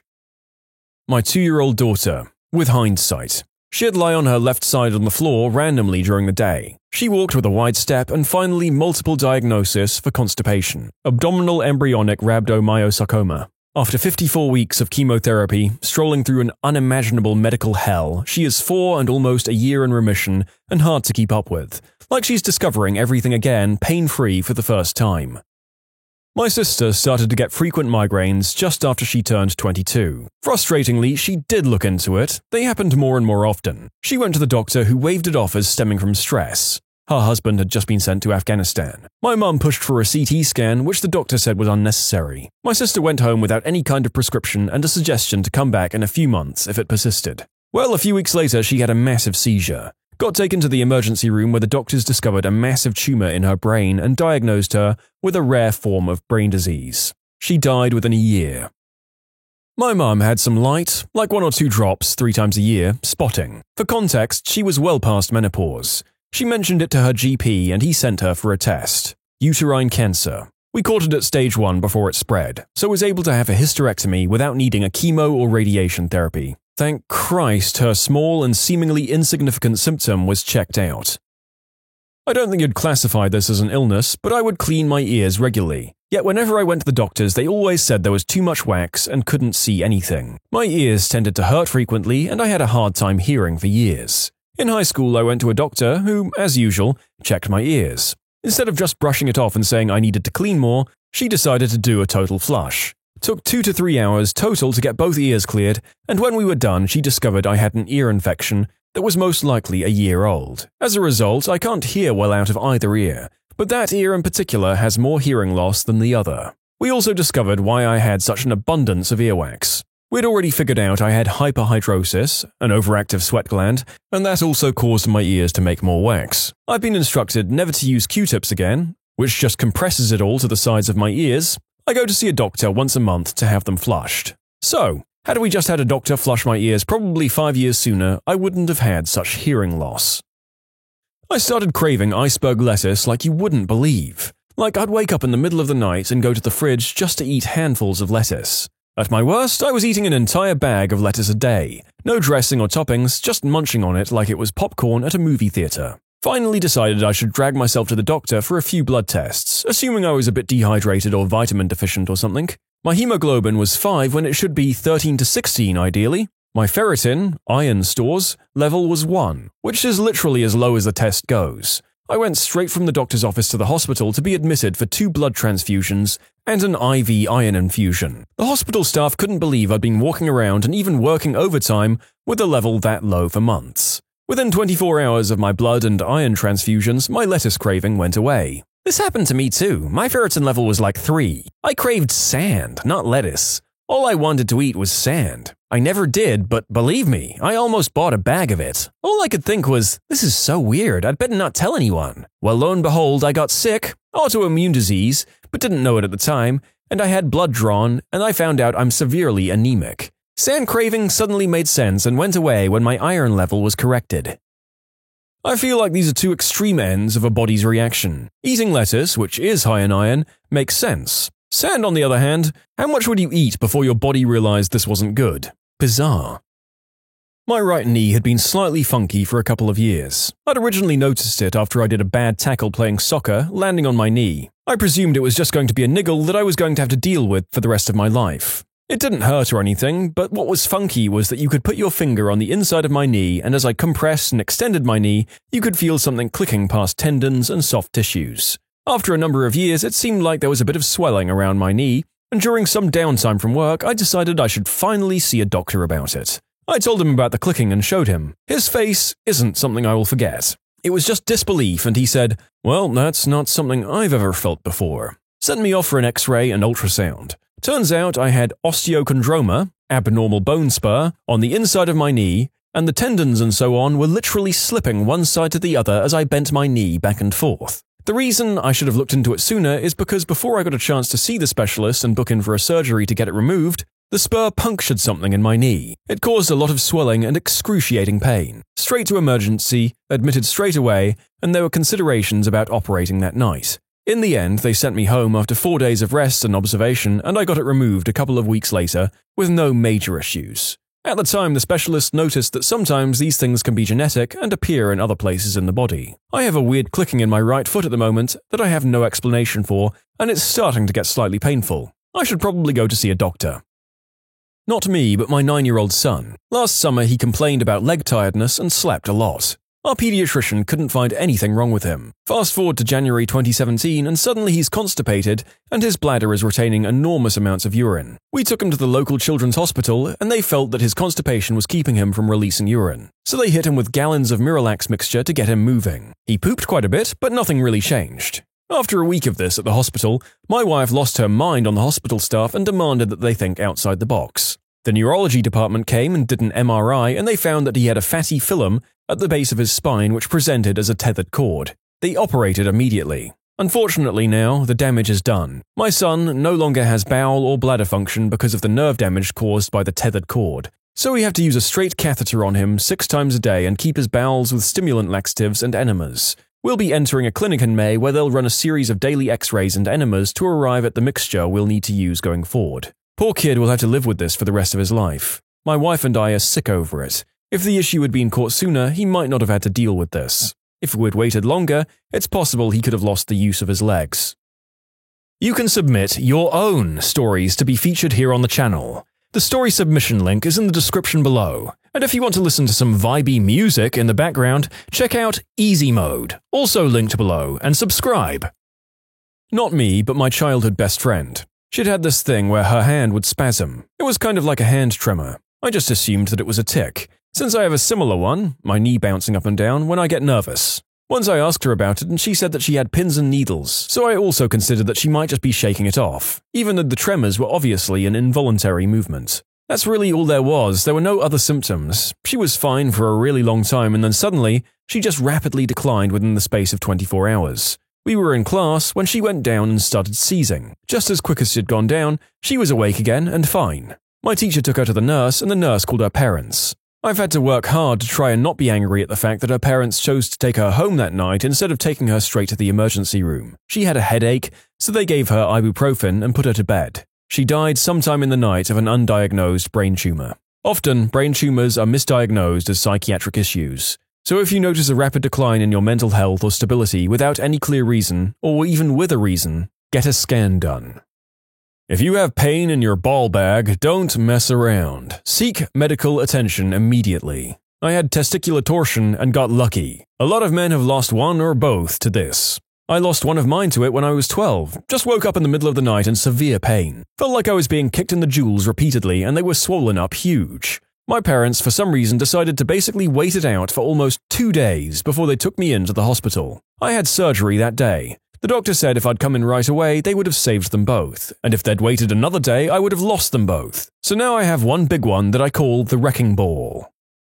I experienced pain in my left shoulder, the trapezius muscle, whenever I consumed alcohol, which for me was an infrequent beer. It was odd but not too concerning since I didn't drink very often. Turns out I had Hodgkin's lymphoma, and the pain in lymph nodes on the consumption of alcohol was a symptom seen in only a very small percentage of cases, less than 5%. This video is probably going to set off a whole bunch of our hypochondriac viewers. I know I, for one, will probably be hypersensitive about any pain I feel while drinking after that one. My first friend was a Finnish carpenter and was hand sanding in a deep shelf area and got a splinter, more like a sliver of wood, into the cuticle of his pinky. It was pretty freaking big and he was like, "It'll work its way out on its own." So he left it alone and a red line started to move along his arm from his pinky up into his armpit. He finally got convinced to go to the doctor, and it turns out the red line was an infection traveling along his vein. Had he not gone to the doctor when he did, they said that the infection would have ended up in his heart and would have been extremely life-threatening at that point. The second, my best friend was in the hospital, and eventually he ended up passing. But all the stress of him in the hospital and continuing on with his passing gave me a gnarly cramping and waking up to use the bathroom like every hour or two. And not only that, but waking up almost crapping myself and then spending more and more time on the crapper each time. Like having the urge to go without being able to go after initially going. Long story short, ended up with a pretty severe case of Crohn's disease and ended up having some pretty serious 6-hour surgery to remove part of my intestine, bladder, and colon. Yay! Not me, but my wife. She had a rare liver disease that sprung out of nowhere when she was 23. Her initial symptom wasn't jaundice, yellowing of the eyes or skin, like liver diseases tend to start showing themselves with, but extreme itchiness. She figured it was just really dry skin. Turned out to be PSC, primary sclerosing cholangitis, but she's 2 years post-transplant and doing great.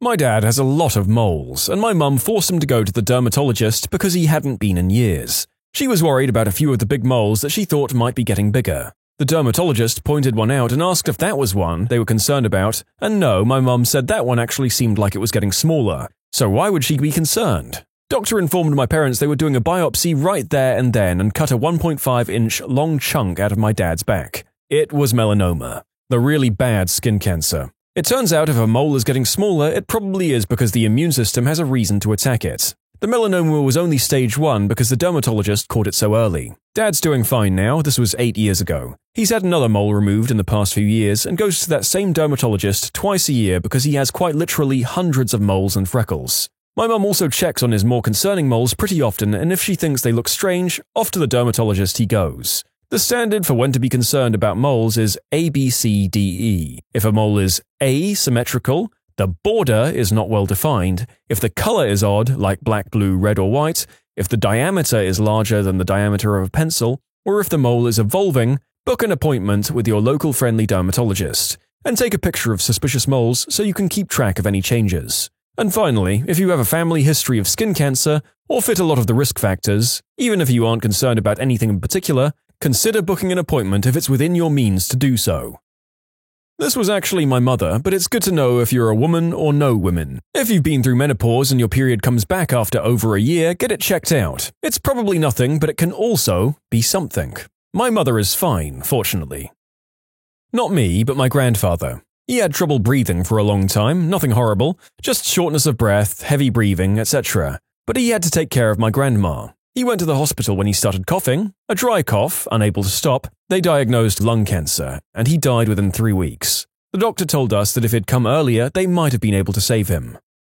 I was in my 8th grade and I vividly remember the day I'd noticed that I couldn't see properly with my right eye, even with my spectacles, and I thought that maybe I needed to get my eyesight checked because the power of my glasses might have increased. I didn't give it much importance because I had exams, and after 4 months, when I finally went to get my eyes checked, the doctor informed me to go to a bigger hospital because he felt it wasn't normal. I went to a specialist eye hospital and they informed me that I was diagnosed with glaucoma and I had lost almost 90% of my vision in my right eye. Intraocular pressure, IOP, in the eye that should have been below 21 was 70, which is insanely high, and it was starting to affect my left eye as well, where it was 23. They didn't know why I had glaucoma, because it's very rare at that age. I had to get operated in my right eye immediately because medication wasn't controlling the IOP. I missed half of the classes in my 9th grade, and then finally I had to get operated in my left eye as well in my 10th grade, right before my final exams to control the condition. I wish I could have been more careful and went to the doctor immediately. This whole grouping is like the dark hole of WebMD.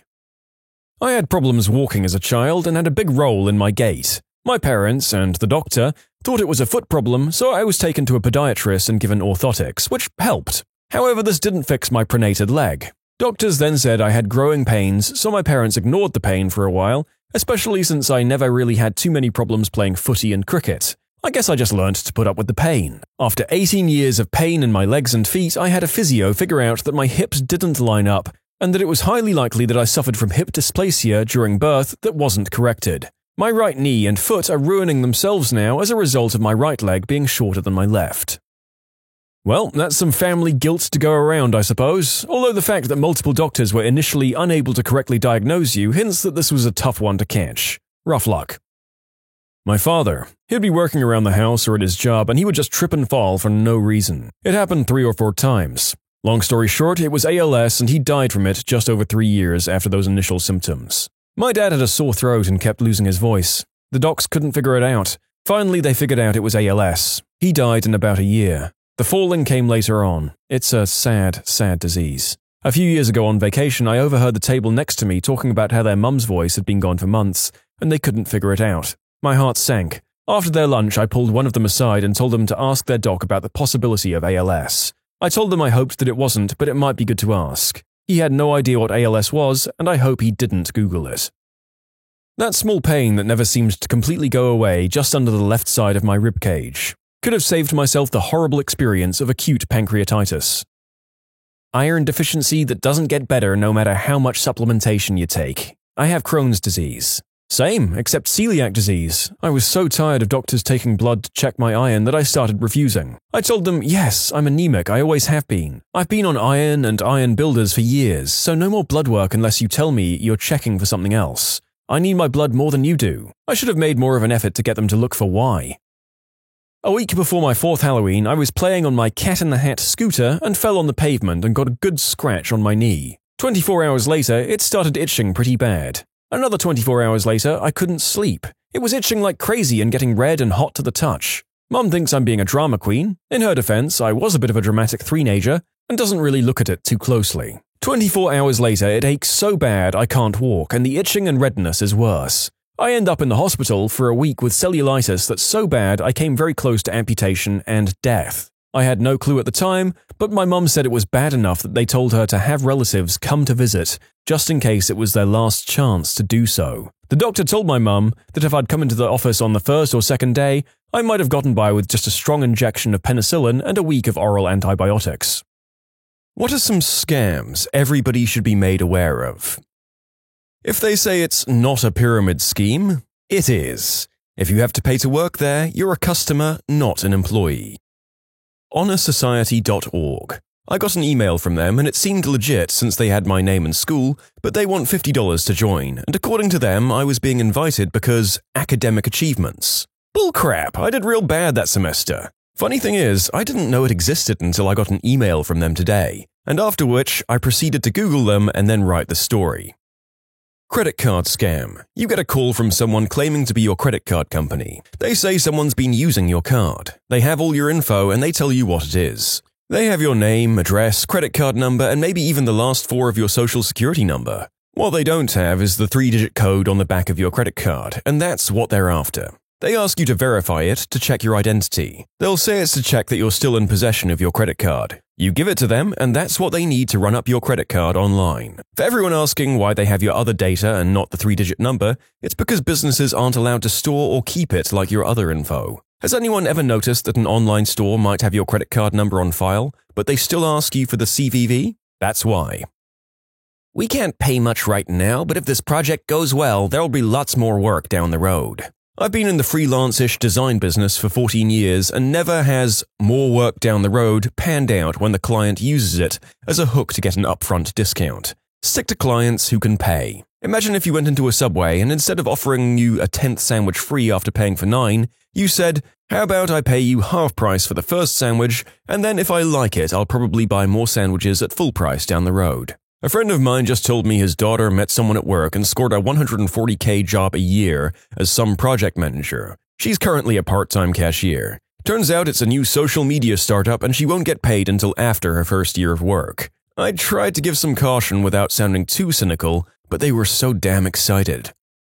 The main exception to this being a scam might be performance and acting type work, but even then, you need to be so careful and scope out the person you're working with, their credentials, and who else is on board. The narrator has been with both successful and failed projects before in his line of work. Basically, there's no such thing as too much information. The fake kidnapping and ransom scam that preys on the elderly. Someone called my in-laws-to-be early in the morning one day saying they'd kidnapped their son and his wife, we weren't even married at the time, in Mexico, and we wouldn't be released unless they wired over a crazy amount of money. They heard screaming in the background and a man shouting, "Dad, help me! Help me!" They looked on our Facebook page and saw that they'd checked us in at a Latin restaurant in Thailand where they knew we were, but thought, maybe they went to Mexico. So his parents flipped out and were about to pay before his eldest brother called me in the middle of our Thailand night to prove to them that we were alive. People should ask for answers to personal questions, attempt to contact the supposedly kidnapped, and other steps before falling for these pricks' BS. Usually when someone who contacts your house claiming to be someone from the government agency or Microsoft, it's just a lead up to a scam. Just always ask for some kind of identification, and sometimes Googling the phone number can lead you somewhere. I had a guy with a thick Indian accent call and say he was from Microsoft Tech Support, and he had an alert that claimed I had terrible viruses on my computer. I asked him who he worked for, and he said, Windows Tech Support. He wanted me to go on some website to download a program that would remotely connect him to my computer. The kicker is, the website he sent me to had a warning page that said, "There are scammers using this website to get your info. They're claiming to be from Windows or Microsoft." Your bank will never send people to your house to take your cards from you.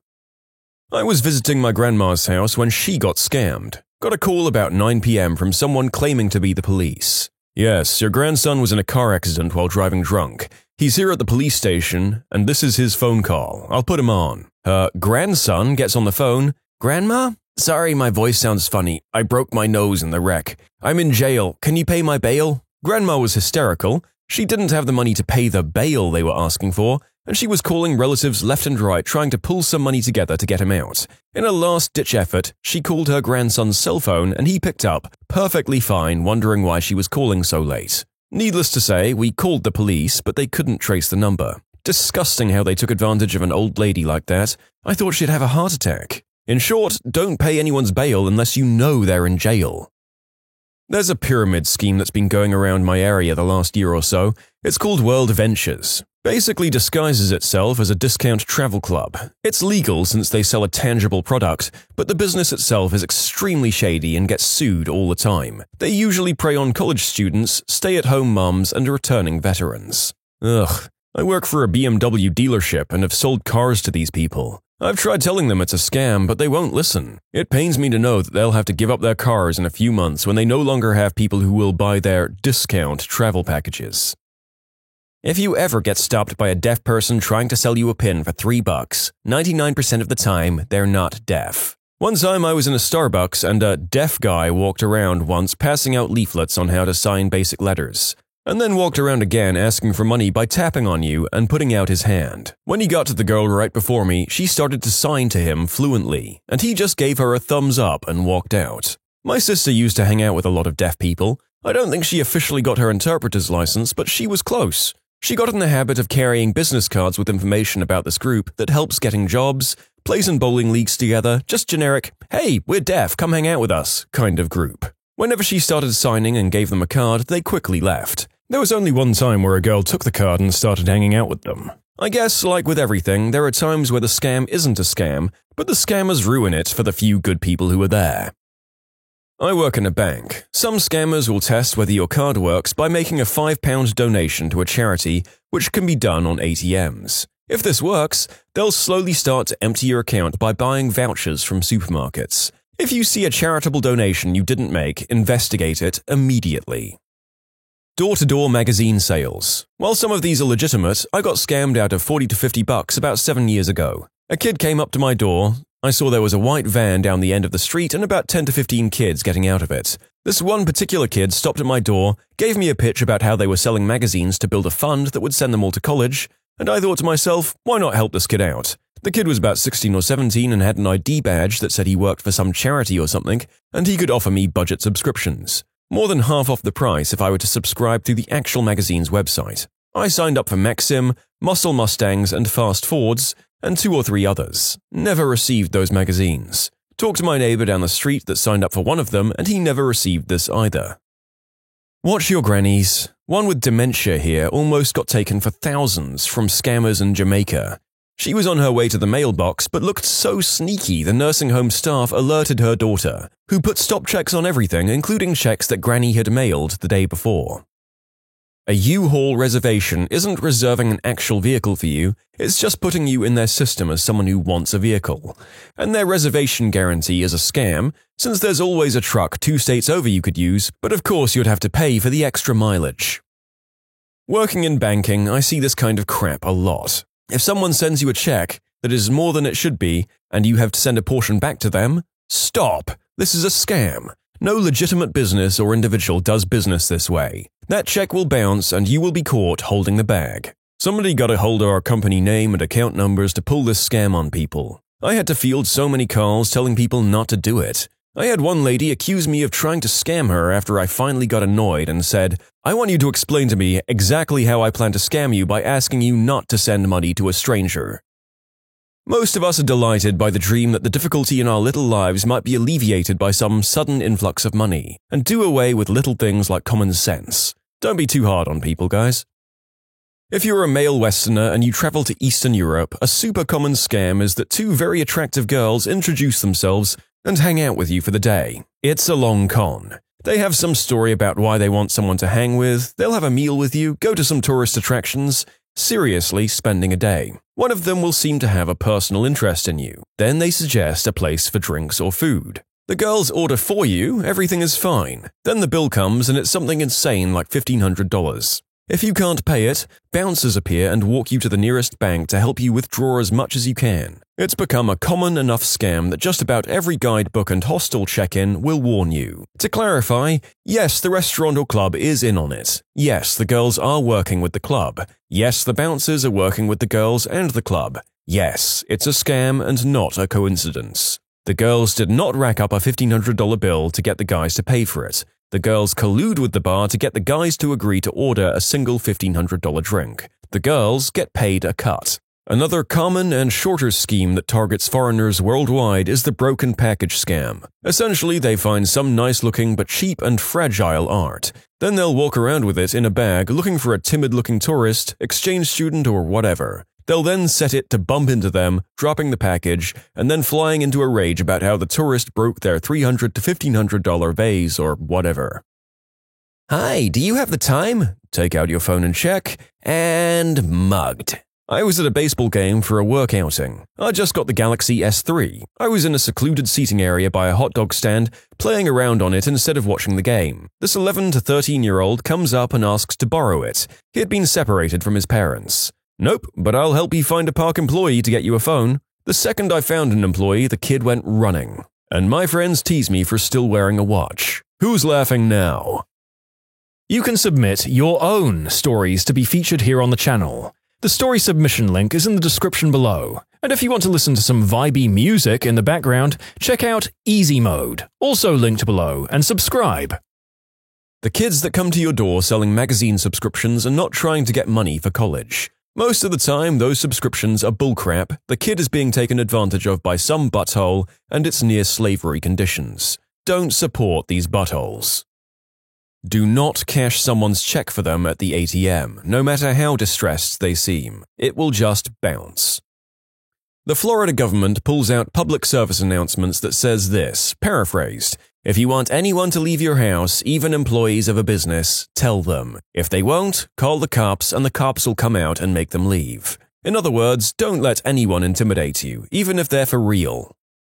I've heard of this one but haven't seen it. You're driving, say in the right lane, and a crappy-looking car gets in front of you while another crappy-looking car sits in your blind spot to your left side. The car in front slows down little by little until you're annoyed and possibly tailgating them, setting the trap. He then slams on the brakes and stops short, giving you either the choice of rear-ending him or swerving into his buddy. Either way, you hit a junker of a car and he asks for cash to not report it to the insurance. Ways to avoid? Don't tailgate. Pretty simple. Follow at a safe distance. If you do rear-end or swerve into the car, just report it to the insurance. A lot of the times, these people don't have insurance, and if they do, they might not see any of the money and their rates will go up either way. You'll still have to pay and your rates will go up, but at least the scammer didn't get off for free. They sell the hair they get for tens of millions, then only donate a few hundred wigs a year. If you have to buy anything other than a basic set of power tools before you can start your new job, it's a scam. I'm looking at you, pyramid schemes. ACN is a huge scam. $500 to join, only move up by getting people to join. You make all your money by bringing in suckers. You make next to nothing from selling their services. They prey on college kids that need quick money. Typical pyramid scheme. The big shots in the company pump all their money into nice cars to sell the illusion of money. A lot of them also drive obviously rented BMWs and Mercedes. They are scum. My mother never met a pyramid scam she didn't love. She tried to get me to sign up for this ACN garbage. She invited me and my brother over for dinner one night and wanted to introduce us to their new friends. We didn't even get more than 10 minutes into our visit and their friends wanted to sit us down and talk to us about a business venture we might be interested in. I stopped the guy about 2 minutes into his sales pitch and was like, "Are you kidding me? You brought us over here to try and sell us on a pyramid scheme?" I left. It actually did some harm to my relationship with my parents for a couple of months. When you go to other countries on vacation and you get on a tour, there are definitely places, especially in China, where you're intended to stop and have a look around. But at many of those places, they won't let you leave until you buy something. This is how these guys make money. Man, you could make an entire thread on China scams. I've been to China 3 times and dodging the scams was a ton of fun. If you won the Canadian lottery and you've never been to Canada or played the Canadian lottery, it's not real. I've had a couple of people come into the banks I've worked in thinking they won all this money and then get teed off when you give them the reality check that it's not real. And by reality check, do you mean telling them the situation or handing them a check from the register with the words, "You got scammed, sorry, eh?" written on it? You work in a bank, so either option is viable. If you're at uni, keep an eye out for VEMA, pyramid scheme that doesn't say it, aimed at students. The American one is Vector Marketing. They advertise for students to start at $15 an hour, so naturally a lot of kids are interested. It's door-to-door knife sales, and the $15 an hour is if your commission is at a certain level. They're calculating that number by taking your commission and dividing it by the number of hours you've worked. There's actually zero base pay. They claim that the knives sell themselves. Okay, my roommate in college sat through a 2-hour seminar from these guys. VEMA is in America now, and it's the biggest freaking scam I've ever seen. They're lying to college kids, brainwashing them into thinking that they can actually make money by selling this energy drink, Verve, to other people, so those people can try to sell it. They pitch it as starting your own business and tell them that if they end up moving X amount of product, we'll pay for you to finance your car, in which they give you $400 a month to use on whatever you want, but they pretty much plant the idea in your head that you need to get a Range Rover, Audi, BMW, etc., and have VEMA stickers covering it. But when the person you're flipping products to's business goes under because someone you were selling to can't afford it anymore, or any situation in which your network isn't meeting the quota to be eligible for the monthly stipend, they stop giving you that $400 a month that they've convinced you to use on a high-end car, and you're still responsible for the payments, with no income. I could go on for days, but basically this is a huge problem on college campuses and it doesn't get nearly enough attention. I've said it before and I'll say it again, LifeLock, complete crock of doo-doo. The owner likes to publish his social security number as a marketing gimmick as proof that his service works. It works so well that he's had his identity stolen 13 times. Check your credit card once a year for free. All major bureaus are required by law to offer this at a number of credit card checking websites. Report any discrepancies to the bureaus directly. Do not go to any of the credit report websites that require you to sign up for stuff. That is another complete scam. Don't buy stereo systems from guys in vans. Don't buy anything from guys in vans, unless it's your substance dealer. Not even ice cream? This will ruin my summer. The Polish or hot dog with a 20-ounce drink and one free refill at Costco food court for $1.50. Costco is getting scammed on this deal. I bought my first house last year and I had at least one scam per week coming in the mail for the first couple of months. All of them looked very official, and as a first-time home buyer, they kind of freaked me out. Luckily, Google Fu was strong and I was able to do proper research to prevent me from being screwed. Former retail jewelry clerk here. Jewelry has to be one of the biggest rip-offs by far. Jewelry is relatively cheap to make, especially things made with silver. At a store I used to work at, we were selling CZ and sterling silver rings that were purchased for $8 and were marked up to $160, but it was always on sale for 60% off. Then there's those diamond rings that literally have a diamond chip surrounded by a strategically cut piece of silver that gives it the illusion it's a bigger diamond. On sale for only $200. Then there's that white gold bullcrap. There's no such thing as white gold, it's just normal gold covered in rhodium that you have to get replaced every so often. If you like the look of white gold and don't have special allergies, just get silver and save yourself some money. Gold is probably marked up for at least 500% of the amount of what gold and diamonds are actually worth.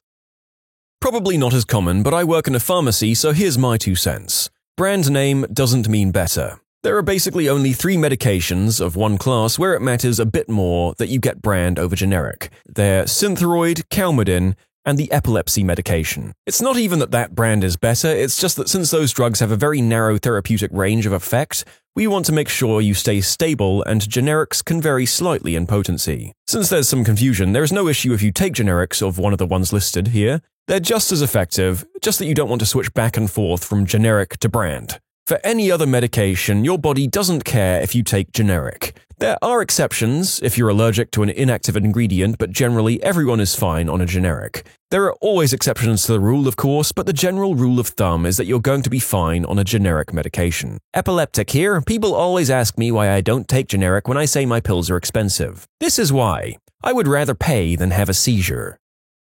The biggest scam most of us will fall for is buying our college textbooks from your university store. Anytime anyone tries to sell you something unsolicited, whether it's in person, by mail, or digitally, just say no. There's no magic deal fairy that's looking out for your best needs, that's going to fall from the sky and conveniently present you with something you want or need. The Who's Who books. I still cringe when I think about my mum falling for this one. They send you an offer to put you in a book as being someone that's worth something. You have to fill out the form they send you and then send it back to them with $50. And then in about a month, they send you a behemoth-sized book, which is basically just a list of people who've paid to be in said book. My mum has published a few books, so when she first got the offer to be in the Who's Who book, she thought it was a legitimate bit of recognition. We realized it was scammy a few months later when I got the same offer for having received my Bachelor of Arts. Your daughter was not referred to us as someone who might enjoy acting or modeling opportunities. We buy mailing lists. Of course, you'll come out anyway to one of the open call sessions to see what we're all about. We'll tell you we'll call you if your little girl is accepted to compete as a finalist. 100% guarantee she will be. Don't believe the bullcrap about processing applications. Then we just need you to pay us a sponsor fee so she can compete. Of course, if anything comes up and you have to take your daughter out of our pageant, you're screwed because sponsor fees are non-refundable in the fine print. But it's totally worth the steep fee to compete because your daughter is really beautiful. And we're not just saying that, and you could win part of $20,000 and... Okay, maybe I'm a little bit bitter. I guess it isn't technically a scam, but if people were less apt to get blinded by the dollar signs, my company would very likely be out of business, and I don't think I'd be very sad about that. When you're jobless and looking on Craigslist, I know, big red flag right there, but hey, you never know. Always grab post information during the phone call about location and job description and Google the crap out of them. I've been potentially scammed quite a few times. When you subscribe, make sure to hit the bell to turn on notifications. Put the playlist on in the background to finish listening to all the stories, or if you want some vibey music to put on in the background, check out Easy Mode. If you like Am I the Genius, give Am I the Jerk a shot. Everything linked in the description.